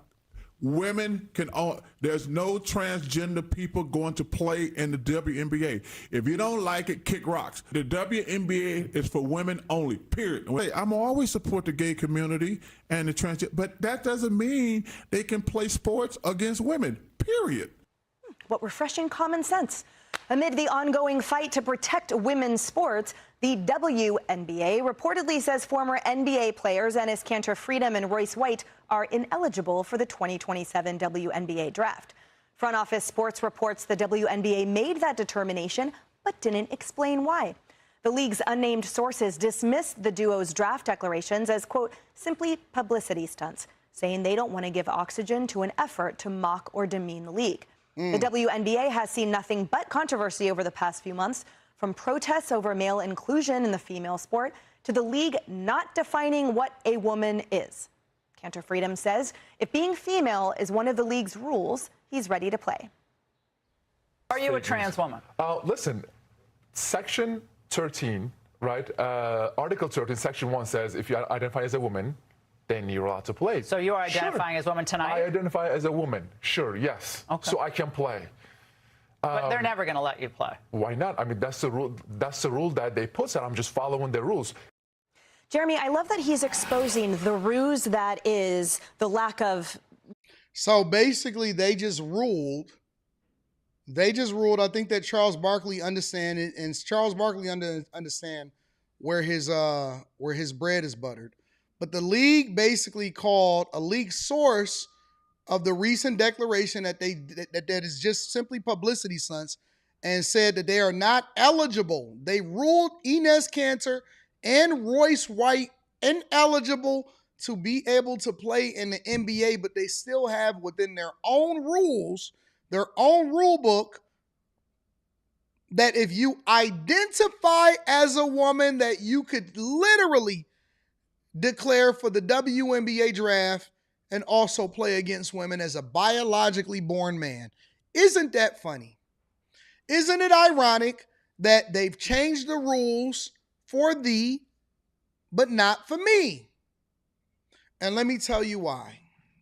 The reason why this is such a big deal, and the reason why they have declared it that way, is because A, they know, like we all know, and this is why y'all have to stop falling for the okie doke of what will be woke and what's not woke, right? They know as well as you and I both know. What did Pac say? You and I know what's going on. Payback. I know you niggas from way back wouldn't be strapped with gets, knew I wouldn't play that. All you old rappers try to advance. It's all over now. Take it like a man. Niggas looking like Labby Holmes, flabby and sick. Try to play a hate on Mosh. Eat it fat. That's what Pac said. Payback. I know you from way back witnessed me strapped with gets, knew I wouldn't play that. Because you and I know what's going on. They know what's going on. They know that it is wrong, that everything that they do, that all of these woke agendas that they continue to support, they know that it is wrong. Lesbians know that it's wrong.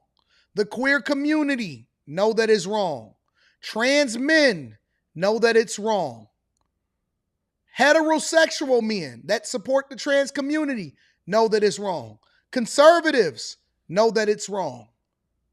Everybody know that it's wrong for a biological man to be competing against a woman. So why do we then see people with the t-shirts? Why do we see it in the articles? Why do we see it in the WNBA's bylaws? Why do we see players supporting it? You know why? Because there is an agenda behind it. And more importantly, not only is it there an agenda behind it, but also on top of that, they're sheep. And they have to continue to follow what their leader tells them, regardless of how much money they make or how significant they become. They're allowing for the devil and their leaders to be able to use them effectively to push an agenda that ultimately alters the mind of the people that are watching these celebrities, because they know, listen. If you want to push an agenda, you know what you have to do? You know how many politicians reach out to me on a regular basis? Locally and internationally? All right. Marketing 101, ladies and gentlemen. Marketing 101. If you want to if you open up a new restaurant, right? And you want to create this narrative that, hey, man, listen, we sell the best chicken in my city. Or if you open up a dealership and you want to let people know, listen, we are the white glove dealership and we are the ones that service you the best. Or you open up a wrap shop and you wrap cars and you do all custom work. And you want to let people know, hey, listen, we are the best wrap shop in the area, in the city. What do?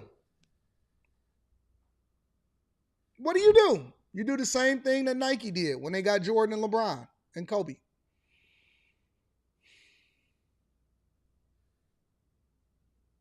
You do the same thing that any other major company does when they go and they get some latest celebrity to endorse their product. You go and you tap into the people that have the most influence, the most Instagram followers, and the ones that can push the agenda to promote whatever it is going on.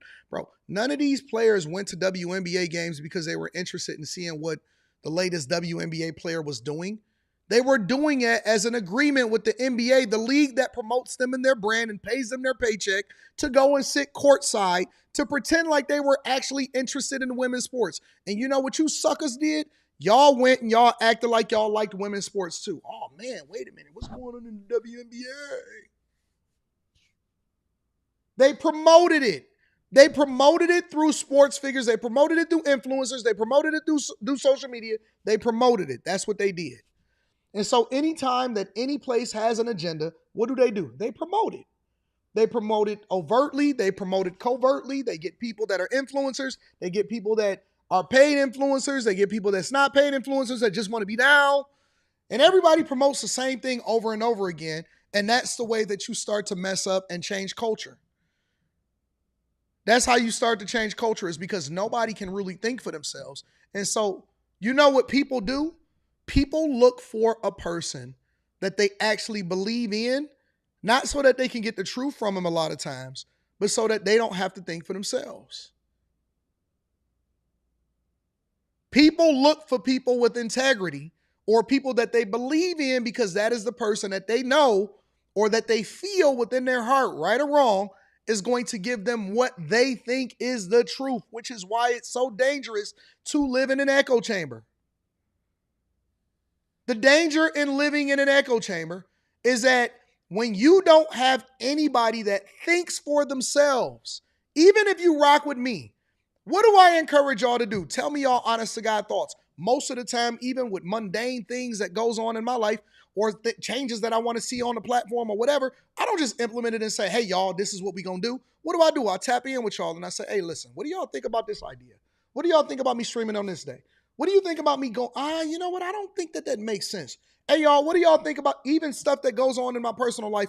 I tap in with y'all because I know that you guys, as much as y'all love me and as much as y'all rock with me, and y'all may believe in me on a lot of different things, but it's not that you're not objective enough to be able to ask questions or at the very least, do your own due diligence and research. And I encourage it. I encourage it inside of the Patreon. I say, listen, this is the way that I read charts. These are the receipts. This is the reason why I'm investing in this or I'm not investing in it. But you also need to do your own due diligence and you got to make a decision for yourself. So I'm going to teach you how to fish, and then you can go and figure out which fish you want to go out there and catch.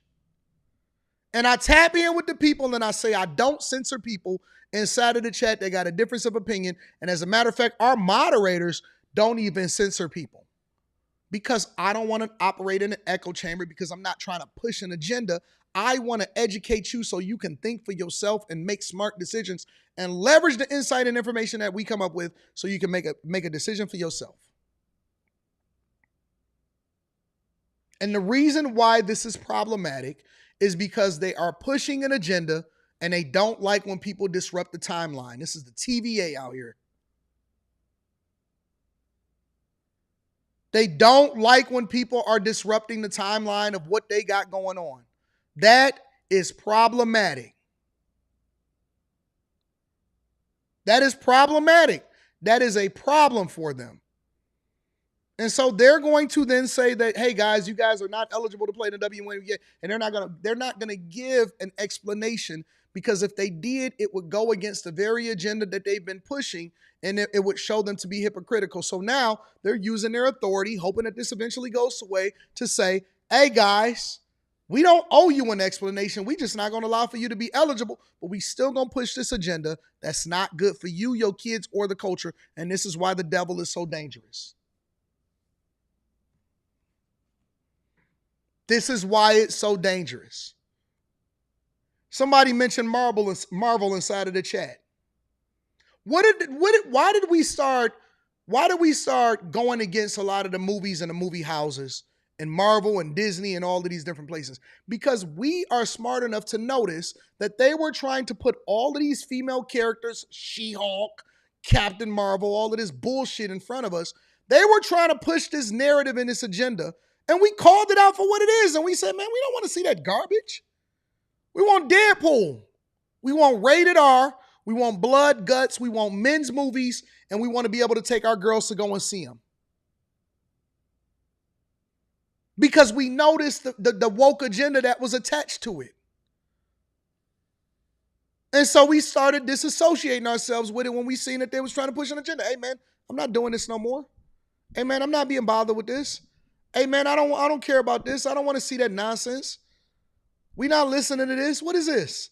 We want to see what we want to see. We don't want y'all to push an agenda. Why are y'all pushing an agenda? We start asking questions because we realized that an agenda was being pushed to us instead of allowing for us to be entertained and then making up our own decisions for ourselves and our families.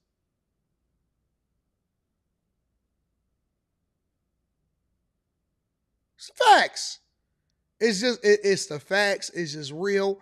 And for a long time, we stopped watching Marvel movies.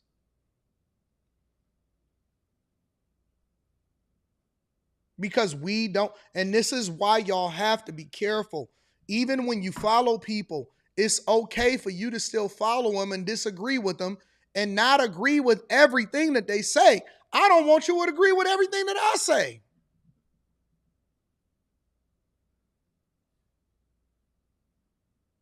I'd rather be right than influential. I'd rather give you the right information and telling you what to do and leading you down the path of destruction. So every day I have to go back to the drawing board and go back to the table and go back to God and say, all right, am I off on this one? And I'll ask y'all the question sometimes. Am I off on this? Am I wrong on this? I think I'm right. But my people telling me I'm off. So let me go and reassess, because I don't want to live in an echo chamber. I want people that actually want the best for me.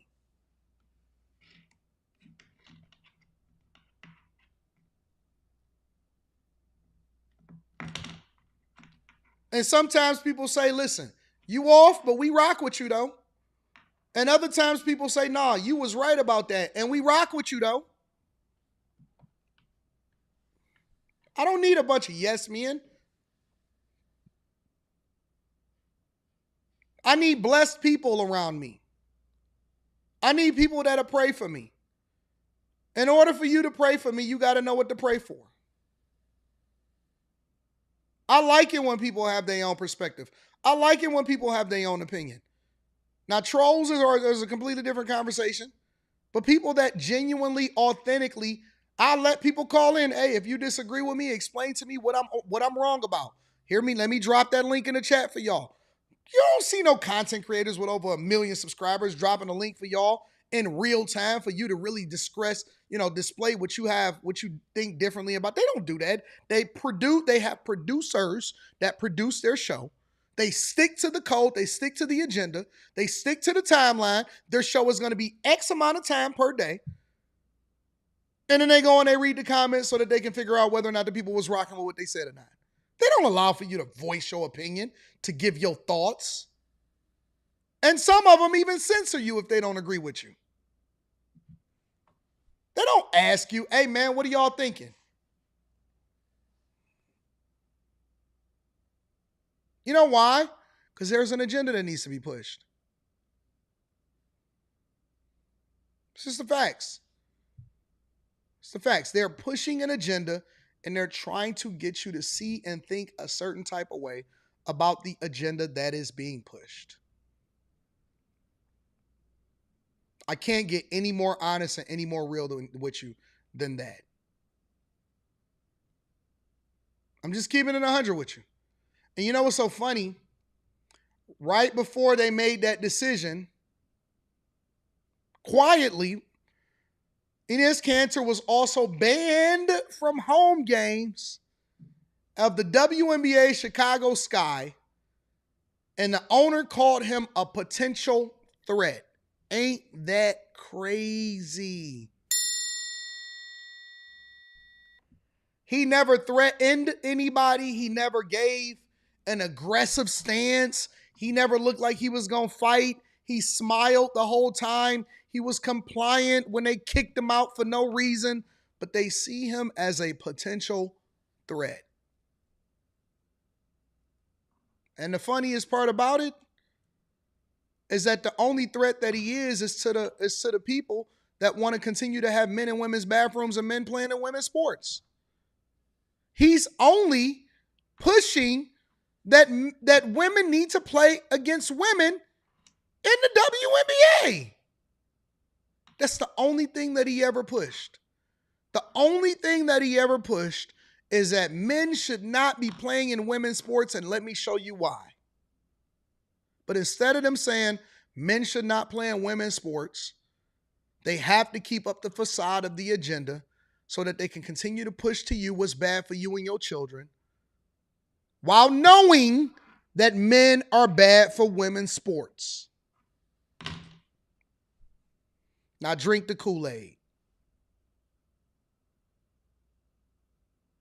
Now drink the Kool-Aid. But let me tell you something. And this is my main message to you guys. It is Wednesday. It is hump day. So it is the day that I have to catch up on a lot of different things and a lot of different stuff. But I do want to communicate to you guys this message right here. All right?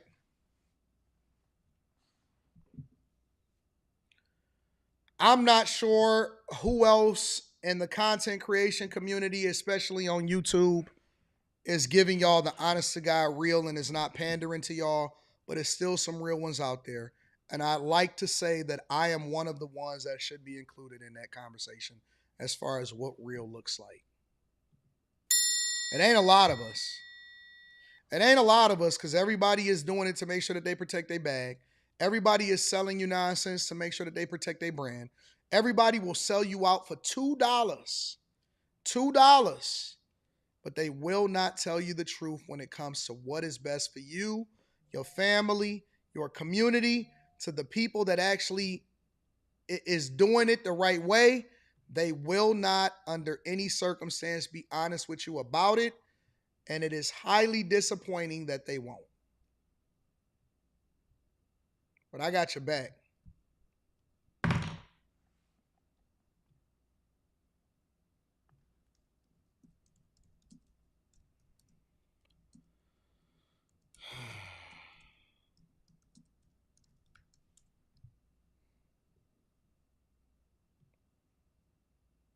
I got your back.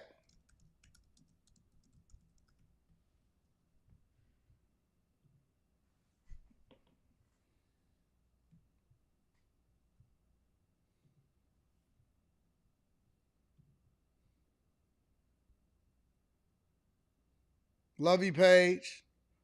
I love all of y'all. Thank you, Onaka.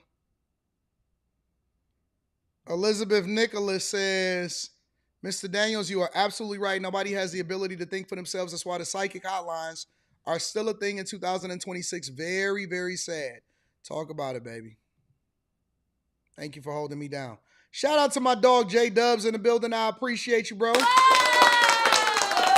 Because I love this platform and I want to give you your flowers. Thank you. Thank you. Thank you for the 50 ball. You do not have to do it. You did not have to do it, but you seem fit to add value into my life and to say that and to send that. And for that, I appreciate you. I will also say that I did miss out on some super chats. Hopefully I can get them by tomorrow and I'm going to read them in the morning to make sure that I give y'all credit because I did have a little bit of a freeze up here. But I do want to say I appreciate everybody that contributes into the platform. And we going to get it, bro. Room 9 tonight. We back. Back at it. Great show last night. And we back at it today. All right. We back at it tonight. And we back at it in the morning. Make sure you join the Patreon. Link is in the description. I love you. I appreciate you. I'm going to holler at you guys later. Peace.